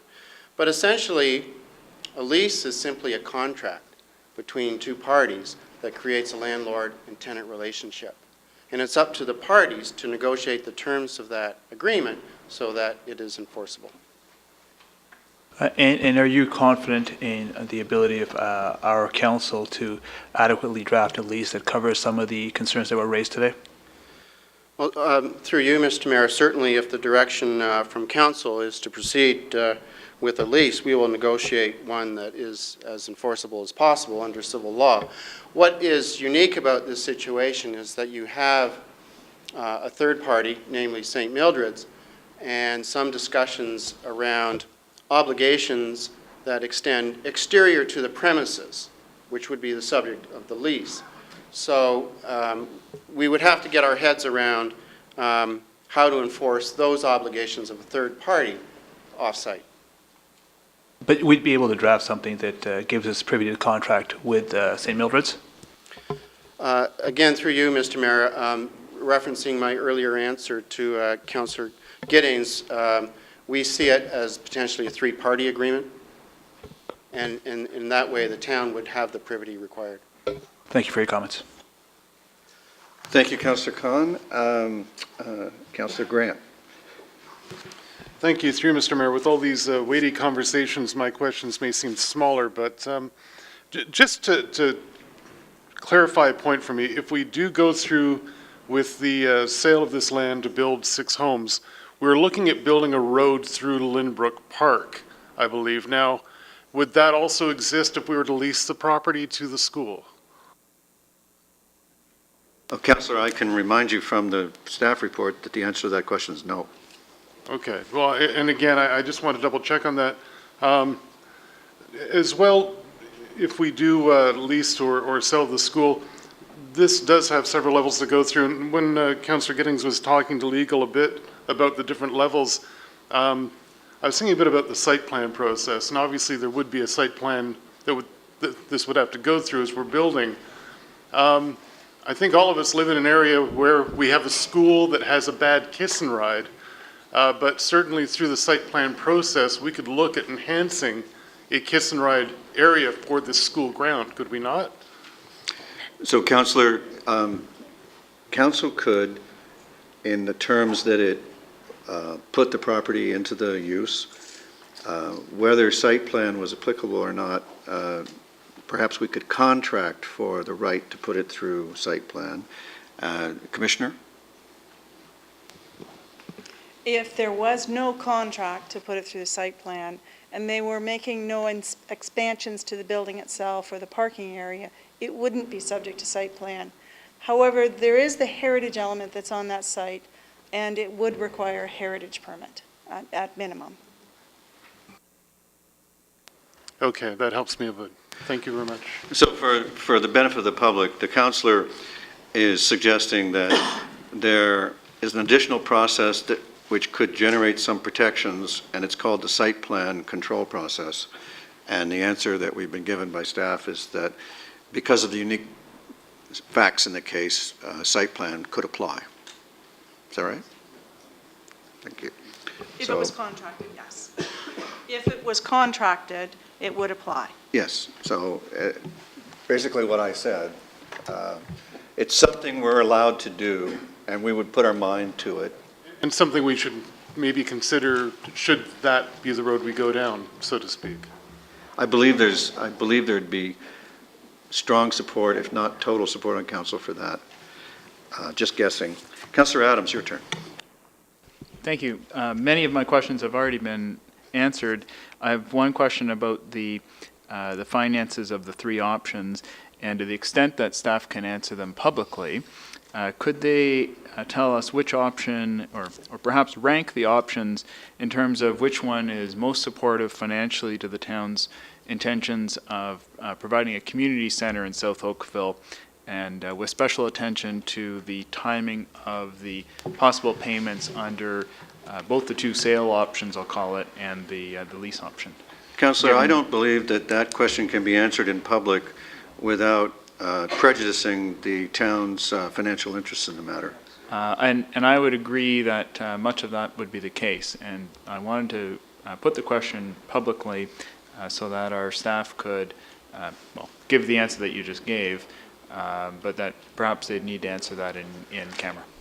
Right. So if that becomes material to your decision, then at the appropriate time, you might want to request that we go into camera. Okay, I think it is a material question, and I would like to have an answer. I'm not saying it's the only piece of useful information. As I said, many of the questions have already been answered. But at the appropriate time, I'd like to go on camera. All right. So that completes the questions. Councillor Giddings, did you want to move a motion? Thank you, Mr. Mayor. As you asked earlier, yes, I am moving the ASC recommendation that is before Council this evening. Based on the comments that I've heard from fellow councillors this evening, if the ASC recommendation fails, I will make a successor motion And if I could ask your indulgence, I'd like to thank the staff for clarifying a number of inaccuracies that have been expressed over the past week or two. And there's never been a question as to the fact that Oakville is an incredible location for a boys' school. That as such a venture will be well supported, that it is needed, and I'm confident that wherever it's located, it will flourish and satisfy the needs of our youth. Based on the dozens of people that I've had contact with, and I apologize to those I haven't got back to yet, many have inferred that council is against boys' education. Nothing could be further from the truth. The arterial road restriction that Councillor Elgar was asking about has been in place for 24 years. And if it has to be repealed, it's possible that it could have an effect not desired by many residents and many neighborhoods, regardless of the Oakville neighborhood that they enjoy. I've been on council for 2.5 years, and I'm able to state that the concerns expressed by many people are very real. Dozens of requests for traffic calming, turning restrictions, no entry signs, and for ways that congestion around the school could be resolved. This is not a debate on whether a boys' school is needed. It's not a referendum about the benefits of a single-gender school. As the local councillor, it's about the protection of a stable neighborhood. Thank you, Mr. Mayor and Council. If the motion is not approved, would you like to hear the motion? Or, Can we deal with the one first? by all means. The chair will recognize you for the successor motion. Councillor Bird, the other Ward 3 councillor, has seconded Councillor Giddings' motion, as the clerk tells me. That's correct, Councillor Bird? Yes, thank you. Thank you, Your Worship. I'm going to, shouldn't be any surprise how I'm going to vote. I'm going to be consistent with my vote at the Administration and Finance Committee, and that was supporting your motion, Your Worship, and I'm going to do it again tonight. I vote in favor, and I guess I owe an explanation. And it's very difficult for me, I guess, to try to distill. Dave has had 2.5 years of people talking to him about the traffic problems on certain streets, and Lynbrook seems to always be at the top of the list. And I've had a little longer than that. I guess it's some 30 years, and especially the, if you will, the pinch point, which is that section, what we're talking here, between Morrison Heights and Chartwell Road. In dealing that, whether for traffic calming, the quite simple fact, and why would that be? And if anybody's looked at a map, if you've got, and you live in the Ford Drive area and you want to go downtown Oakville, you have actually 3 ways to do it, unless you want to go up and use the Queen E. But you basically, to go through the community, either go down to Lakeshore Road, and we've decided at the time that we're going to keep Lakeshore Road a heritage highway. We limited it 2 lanes plus a turning lane. That's the way it is. We're in the process, and we've been for the last 20 years, I guess, completing Cornwall Road, which is the relatively new road. You can use that. There is a pinch point, strangely enough, in the same area. That's 2 lanes between Chartwell Road and, in this case, in Morrison. But the common one, if you want to go through the community, the residential area, if you will, you end up on Lynbrook Road. You end up with this little circuitous route. You can take Maple, you can take McDonald, but you end up on Devon Road and you go through Lynbrook. So Lynbrook Road functions in a different way, and especially being 15 or 16 meters wide. And in order to put, it's very clear in my mind, in order to make the traffic work to accommodate the ingress and egress from the school at St. Melanius, or 1 or 2 schools, that, as it said before, the road can't accommodate that. It's not designed to do it. It was never intended to do it, unless it requires the same road width, basically, or a little less, of a 3rd lane, like Lakeshore Road, because it's parallel to Lakeshore Road to create a little function. And as we pointed out tonight, it has somewhere between 2,700 and 3,000 cars a day. And not only that, unlike Lakeshore Road, the traffic platoons. It congregates at certain times of the year, certain times of the day, which coincide with the use of the school. But I'm going to support it, the recommendation, not only for that, but especially for the 34 or 32 people who indicated that they're in favor of the rezoning of the site, or the bringing it back to a residential character. It's consistent with the staff recommendation that we had before, consistent with the results of the South Central Public Land Use Study. They voted for the option, which is option C. It's consistent with a couple of years ago, dealing with the expansion of St. Milly's. There was a resident group called NAME, Neighbors Against St. Milly's Expansion. That's I guess the acronym was very nice because I saw them in the neighborhood. They were all on signs. And this is consistent with their goals. They were saying, try to make Lynbrook Road a residential livable street and come back. And, as I say, and also consistent with the few residents who spoke again for the staff recommendation this time. And as Councillor Gooding, Giddings said, sorry, I sat next to a Councillor Gooding when I first was here some 30 years ago. You're much different. Apologize for that. I've been called worse, Councillor Keith. Periodically, I come up with that. But it's also then consistent with our bylaw. It's 1989-258, which was put in place, quite frankly, to deal with the ability of the road network to accommodate the sort of uses which were on either side. That is why we've encouraged for the last 14 or 15 years since the bylaw has been in place that daycares and private schools and those sort of institutions follow the bylaw, and I can't recall any of them that we've ever backtracked and said, well, it really doesn't matter, you can go on something less than what we've been consistent with that. But after hearing all the delegations tonight, both and last Monday and last Wednesday, I'm not convinced, and we've heard it from just a safety point of view, that putting some 700 to 800 students across the road from each other with a road that has traffic problems, separated with a school, and then running 3,000 cars a day between them is such a bright idea. I don't know, we've got one sort of an example up there, I guess on McCraney, and that doesn't work too well, and staff are telling you, I don't think it's going to work well. So again, I'm going to support the staff recommendation just that's before us. It'll increase the park and maintain the low residential uses on the site. So, and I would hope that people would support the ESC committee, as I said, the land use committee, the staff, and the motion that's on the table. Thank you, Councillor Bird. The speakers list is Councillor Duddick, Councillor Elgar, Councillor DeMoff, Councillor Khan, and Councillor Adams. Your Worship, point of order, I wanted to have some questions answered in camera, and I'd like to be able to have that done before we go through the whole set of debate. You can certainly Then I'd put that now. Then I'd like to move in camera if we may. And I know, I thought when I was done that you had other members asking questions after me, which is why I didn't move us in camera immediately. Right. I totally understand. The councillor moves that we proceed into a session closed to the public which is a permitted use under the Municipal Act to consider a proposed or pending acquisition or disposition of land by the municipality. And it's seconded, I believe, by Councillor Knoll.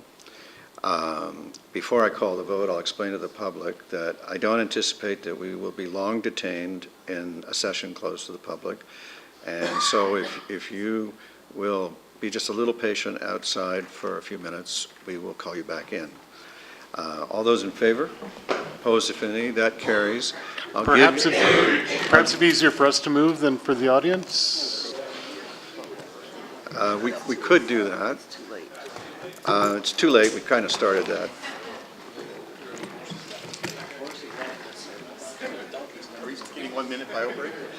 And Council, we'll take a 1-minute bio break and then we'll resume.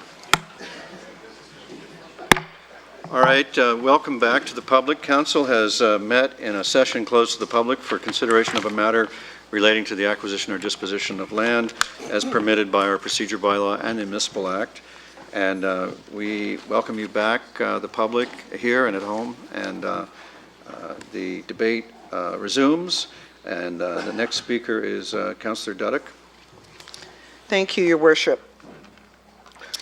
Having spoken at last week's Administrative Services Committee in support of Ms. Way's proposal, It should come as no surprise that I'm once again throwing my full support behind that initiative, and as a result, I'll be voting against the current motion that's on the floor.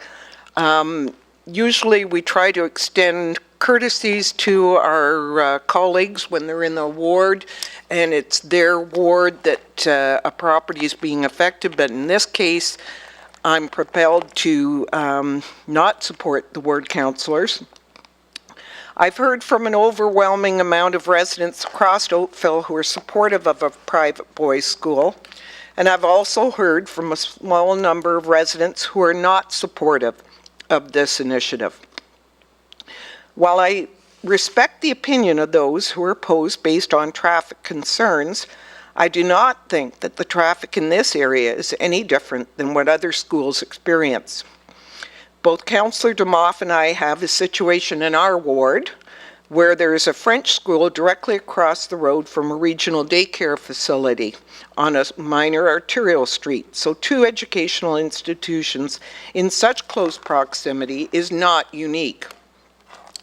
If traffic becomes a deciding factor when considering where a school is located, does that mean we should delegate all schools as far away as possible from our neighborhoods? What type of message does that send to our families? And more importantly, what message does that say to our children? As one of our delegations indicated, when you choose to live in a school area, you know what the issues of concern might be. While traffic may be an issue for a limited time in the morning and afternoon, you also have many other benefits. You reap the benefits of having what so many of us want, a community center close to your home. You have increased green space, trees, playgrounds, meeting space, and a neighbor who is basically non-existent in the evening and weekend hours. It bears repeating that our schools are more than bricks and mortar. They are the very center of our community life. As Amber indicated in her presentation Monday evening, our own heritage designation bylaw clearly reinforces this fact, and I quote, "The building and grounds were used for numerous community events, including theater, dancing, music, games, and lectures. The school has helped create and define the character of the local residential neighborhood. The building is considered to be a well-known landmark along Lynbrook Road." Tonight, we have a golden opportunity to not only maintain, but embrace one of Oakville's prime heritage resources. It is so rare that we actually get to preserve a heritage property and maintain the use for which it was originally intended. In approving Ms. Way's proposal, either through purchase or lease, the property will continue to be used for what it was intended to be, a school. We have also been extremely fortunate in having an applicant who has gone above and beyond to address any and all concerns expressed by neighbors, council, and staff. She has really walked the talk. She has committed without hesitation to address any enforcement issues we might have raised. Personally, I have never witnessed such a professional, credible, and highly dedicated individual as I've witnessed with Ms. Way. Ms. Way, Oakville is indeed fortunate to have you willing to dedicate so much of your time and money to make this a reality. Oakville families, in particular, the boys who might pass through your doors, will benefit from your exceptional leadership, and I thank you. Thank you, Councillor Duddick. Councillor Elgar. Thank you. Through your worship, I'd like to thank everybody for coming and sending emails, and from both sides. I think this is where we get to make the final decision, and I will absolutely not be supporting the ward councillors tonight. Normally I do, and I would have liked to have, however, that when we talk about the 1989 bylaw, that was when the road was actually a 50-foot road, before any development was done. Since that time, there have been a number of pieces that has taken it to the 66-foot, which is one chain, which it is interesting that the town bylaw specifically states 20 meters. And in fact, 66 feet is 20.117 meters, which I think maybe going forward, if we're serious, we should amend the bylaw going forward. I think that should be done.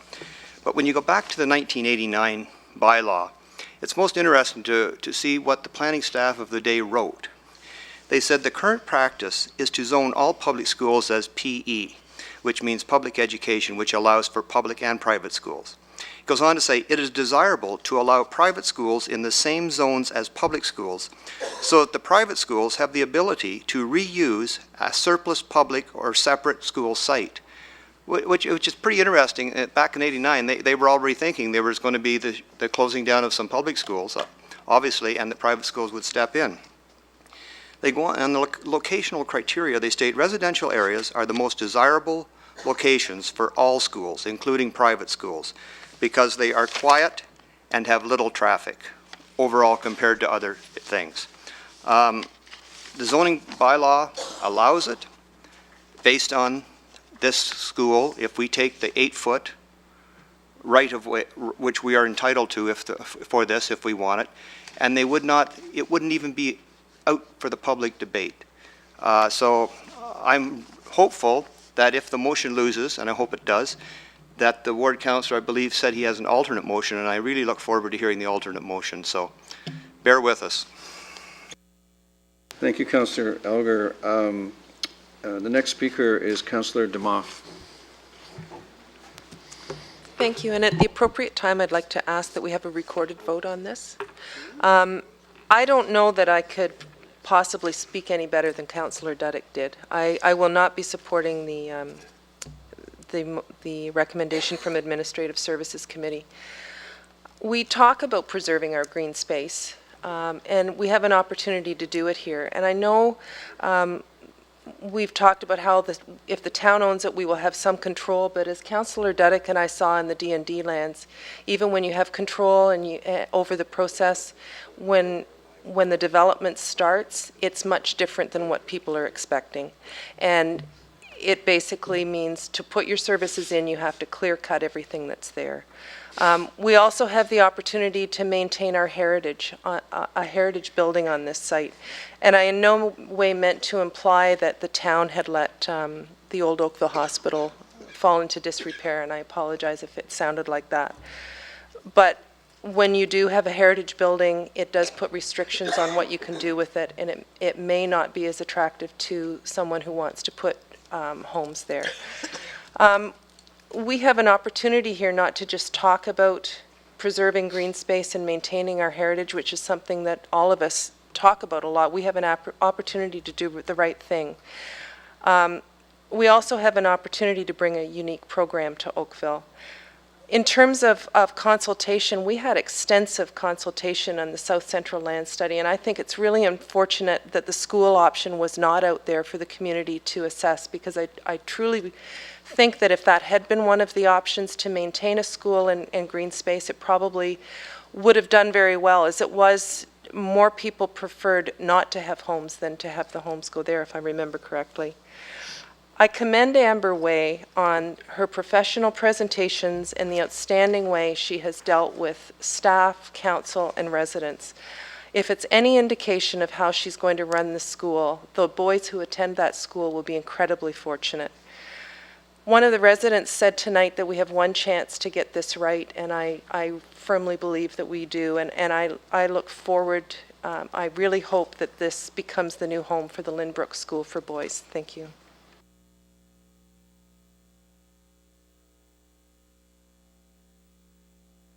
Thank you, Your Worship. I actually supported Ms. Way's proposal at the ASC, and unfortunately it was defeated at that time, and I'm hoping the tides have turned. And with all respect to the ward councillors, that this motion is defeated. It was interesting. Our earlier friends said that we should make our decision with the viewpoint of what's going to be written in tomorrow's paper. And I guess the implication there was that we should consider the political ramifications of this decision. Unfortunately, or fortunately, this is not good for us politically at all.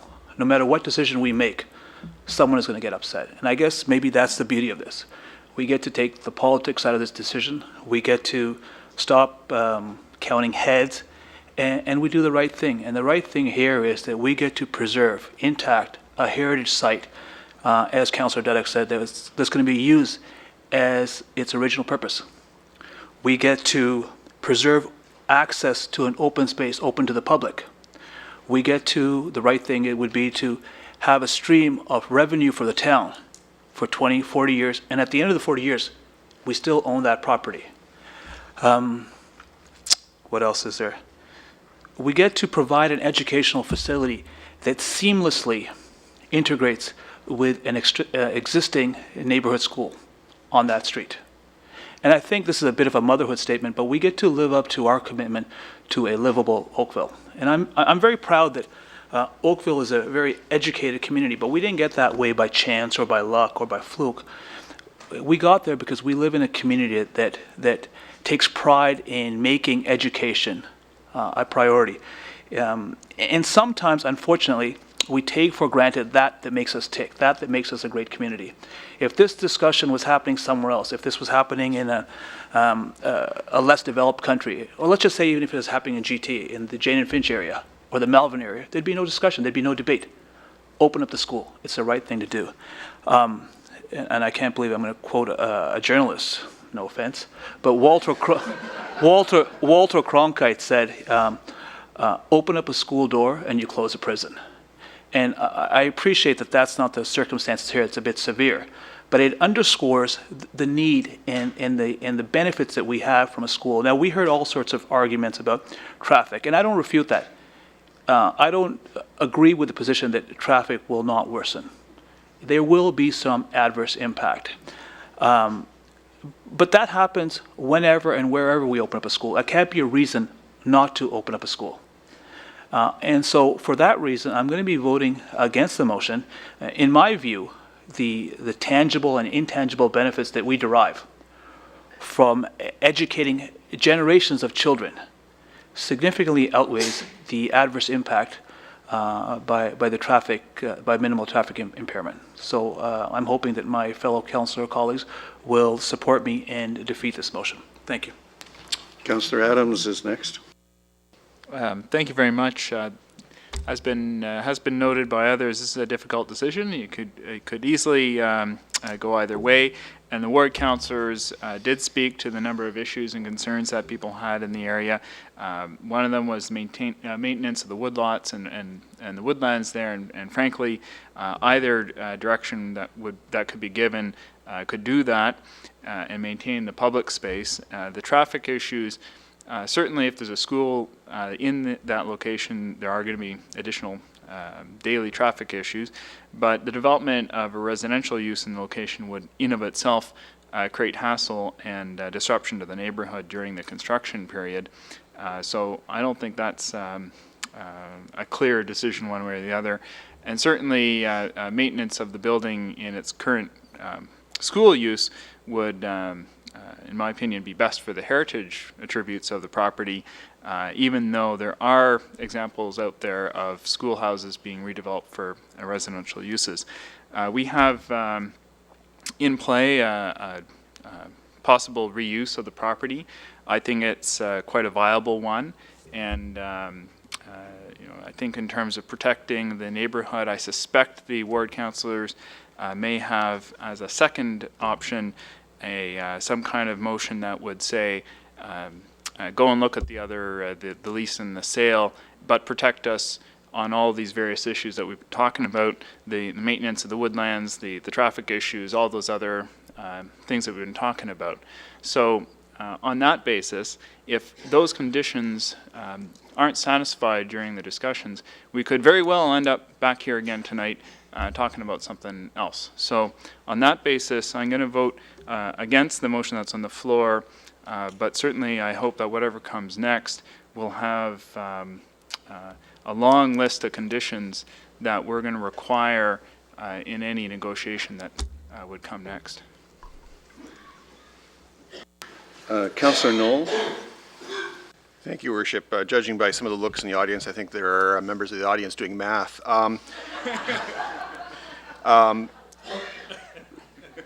Just a couple points. One of the problems with speaking so late in the discussion is that so many of the excellent points get taken, and you just sound like you're just repeating other people's points. So without that, I'm going to just tell you, originally I was really ambivalent to this proposal. I like the concept. I'm a private school. My son goes to an independent school, not a private school. Private implies for profit. So I do support the diversity and the opportunities for additional schools, but I was at the time ambivalent because I generally, on most decisions, particularly when it relates to a very local issue, I usually defer to the ward councillors. And very rarely do I ever digress from that. However, what I determined after listening to the very important and impassioned arguments that Amber and her friends brought forward was the need and the benefit to the community.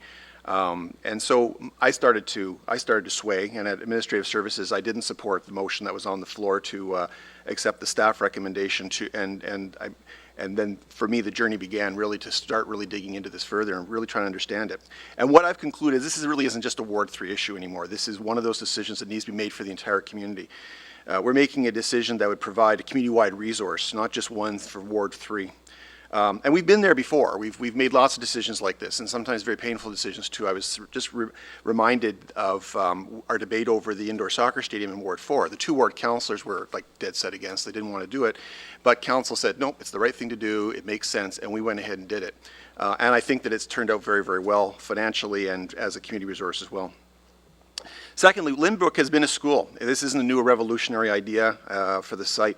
When people say, I like this idea, but not at this site, I say, why? It is a school. No matter where you put a school, you're going to have traffic issues. If you put it in my ward, our ward, I should say, Ward 6, anywhere else, no matter where you plunk this thing down, you're going to have a traffic issue, and we're going to have the exact same arguments over and over and over again. So it's simply a matter of pitting one community against another. At least in this particular case, this has been a school for longer than most people in this room have been alive, and in fact almost everybody has lived there. So I think it's almost a no-brainer in that respect. Some of the traffic arguments, and I've asked a couple of questions, and I think I upset the mayor because I got some booing or something from the audience once when I asked a gentleman a question about his personal impacts, and I apologize for that. I wasn't meaning to be argumentative, but I think that the answer to that question, that when I asked those questions to other people, clearly illustrated something, and that is that in the grand scheme of things, the grand scheme of inconveniences in the course of a day, I haven't really heard anything compelling to say that this is really changing people's lifestyle. And if that were the case, I might think differently. Also, I'm not seeing an outcry from the community. I mean, I've been here on this council when we had a council full of people, almost, with effigies and pitchforks about St. Mildred's traffic issues long ago, and I sat through those discussions, and those were tough debates. I'm not seeing that this time. So for me, I'm not really understanding, that there's that great an outcry in the community. In fact, virtually all of the correspondence and the communication I'm getting is pro. On heritage preservation, and this is something I want to be very clear about, heritage preservation is not just about bricks and mortar. And I think some people just get this idea that preserving heritage means you just preserve the facade of something or you preserve a heritage brick. There's no such thing as a heritage brick. The reality is that heritage is basically a site. It's the use of a particular property. You don't look at that and say, that house was once a school. Where that person's bedroom was, I went to class in that room. It's about the site. It's about the heritage and the history that goes along with the site, not just about bricks and mortar. So this achieves that. So not only do we get to preserve the facade, we get to preserve the site and the original historical use. I really like Councillor Grant's idea, and this is probably where Amber's going to be really mad at me, but I really like Councillor Grant's idea of subjecting this to site plan. And I don't want to do that because I want to make it more problematic. In fact, I want to do that because I think when my wheels start turning in my head, I think that it actually provides a value add. Because not only do we get, if we take it to site plan, not only do we get an opportunity to actually mitigate potentially the traffic impacts for Lynbrook, but we actually get to talk about the overall traffic impacts as how this partnership might work, and we may actually be able to find ways to mitigate existing impacts as a result. I don't know. I'm just a Pollyanna, and I'm hoping that that might be the case. So I really like that idea, and I hope that we include that in the process. Just three other quick points. Somebody raised the issue of McCraney Street as being a traffic issue, and this is sort of like that. It's nothing like McCraney at all. The McCraney campus is one school, and they cross back and forth all day long to go to classes. It's high school. It's comparing apples and oranges. And that newspaper test, I know some people got their noses out of joint for the newspaper test thing, but I actually kind of liked it because it wasn't, I interpreted it differently. Maybe I was wrong the way I heard it. To me, it wasn't it wasn't an issue of the politics of the issue. For me, it was a matter of the legacy. What is the legacy we're trying to set as a result of the decision today?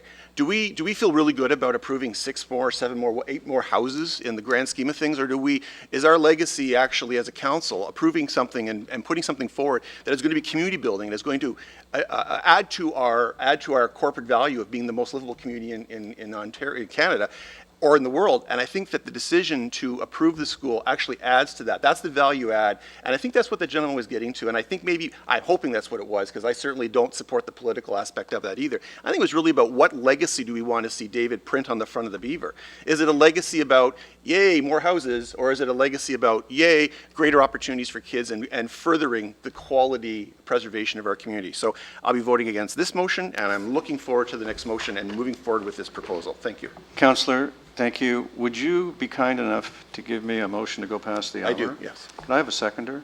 Councillor Khan, thank you. I do this as a precaution. Yeah. If every one of us will go over our 5-minute limit, we will need to be going past the hour. Did I do that? Only a little tiny bit. I would never reproach you. Councillor Grant. It seems that my ward mate's a bit of a sponge in soaking up most of my points. Oh. Oh.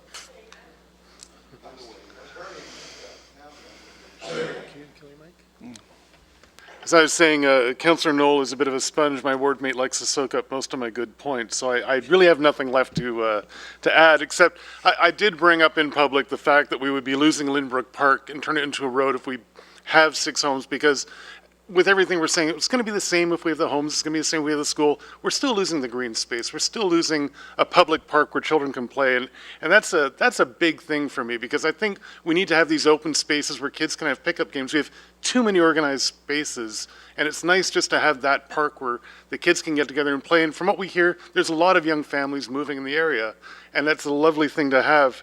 To McCraney Street, it is a different animal.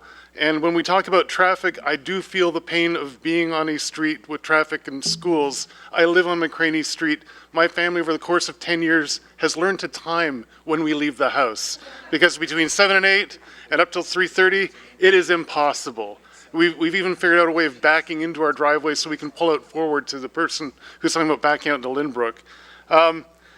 You know, a lot of what we're talking about, a legacy, it is important. We have to look at the fact that it's something that we can look forward to and say, this is a great experiment we've gone through and we've done well in producing. And I have to say that when this started, I thought, school, homes, no big deal.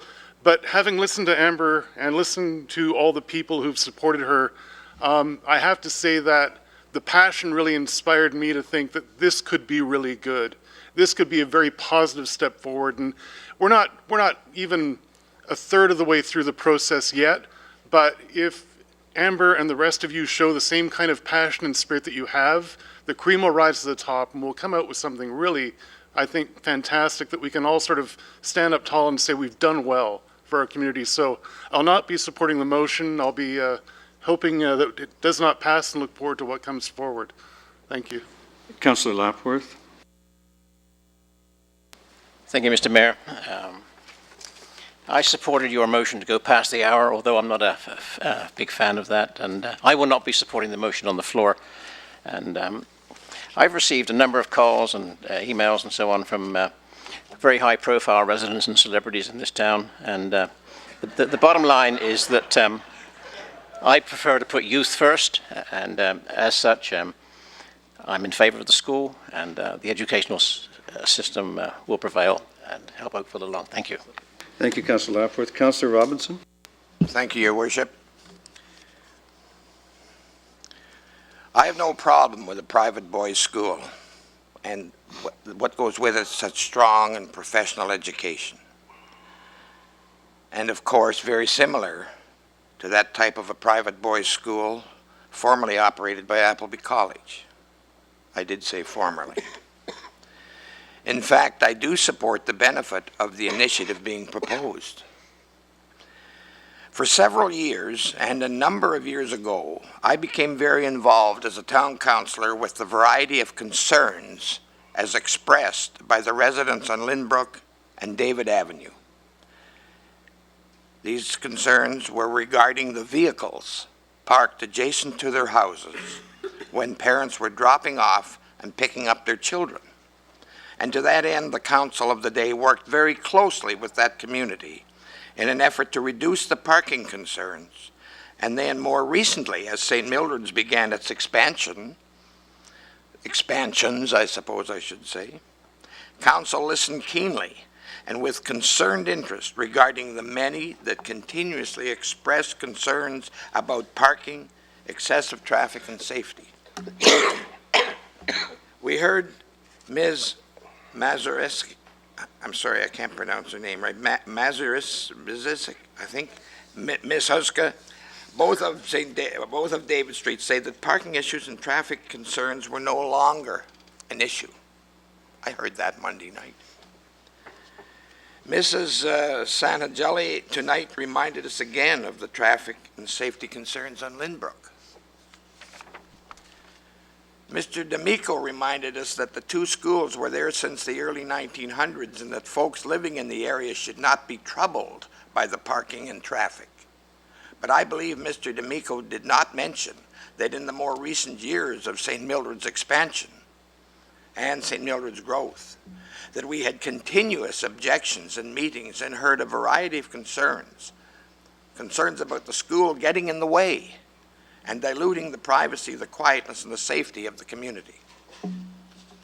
Yes, and as the previous chair of the Terry Fox Run, I most certainly appreciate the continued support of Ms. Byers, her predecessor,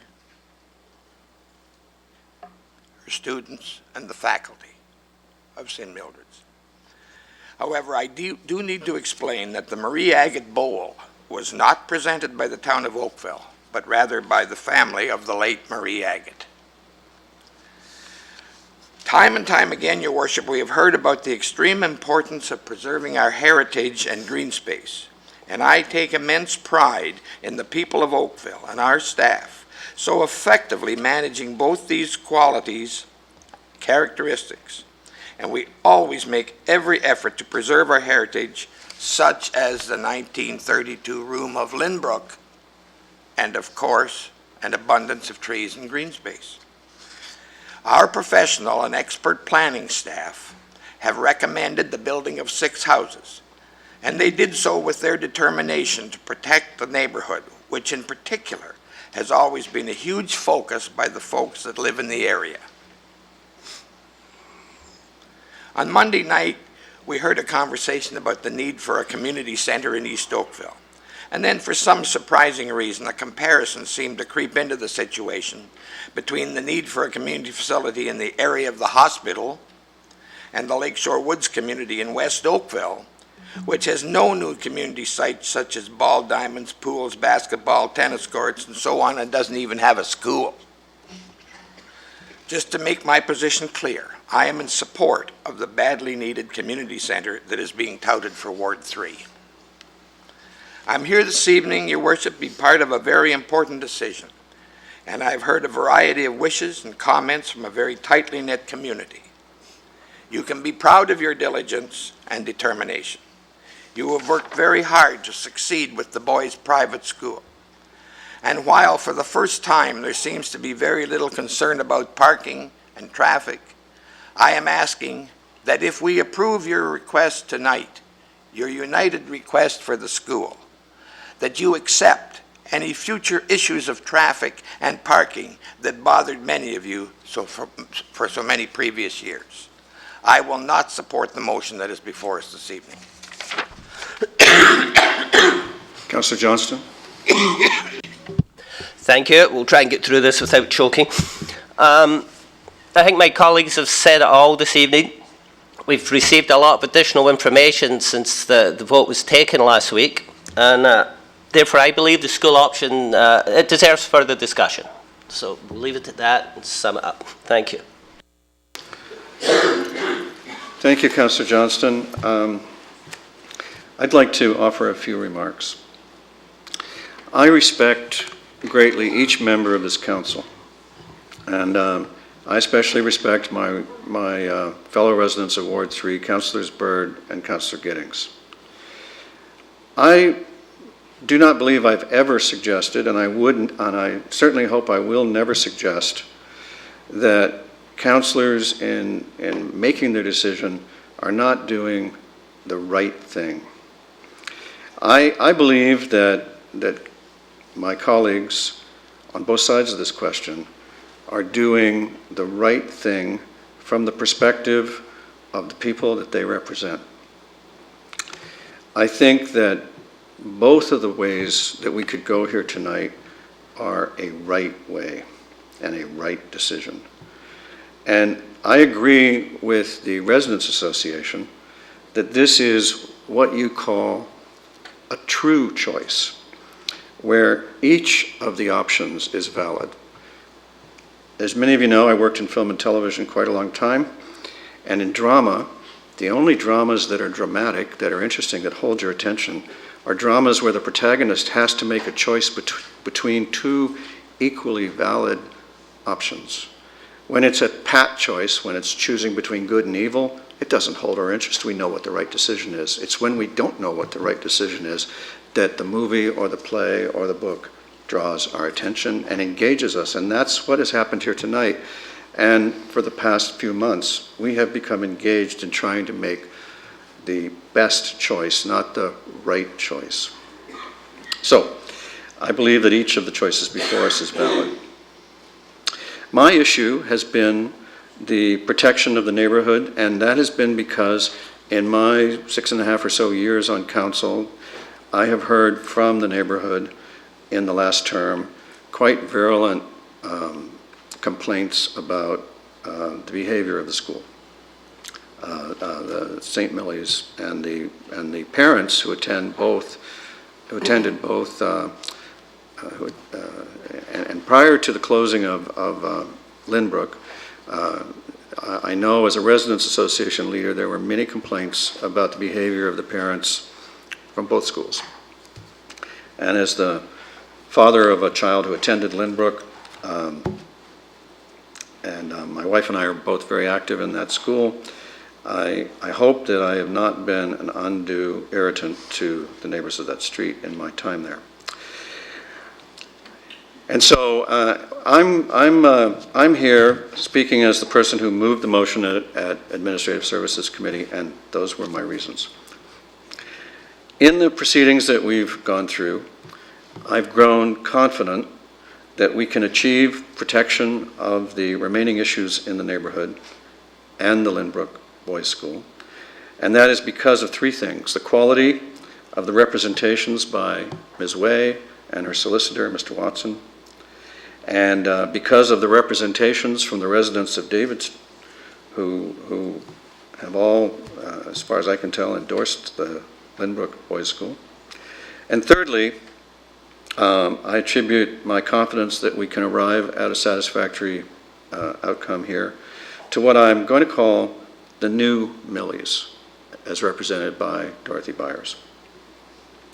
So I believe that when we look back, this will prove to have been Oakville working at its best and arriving at a well-balanced decision and outcome that benefits everyone.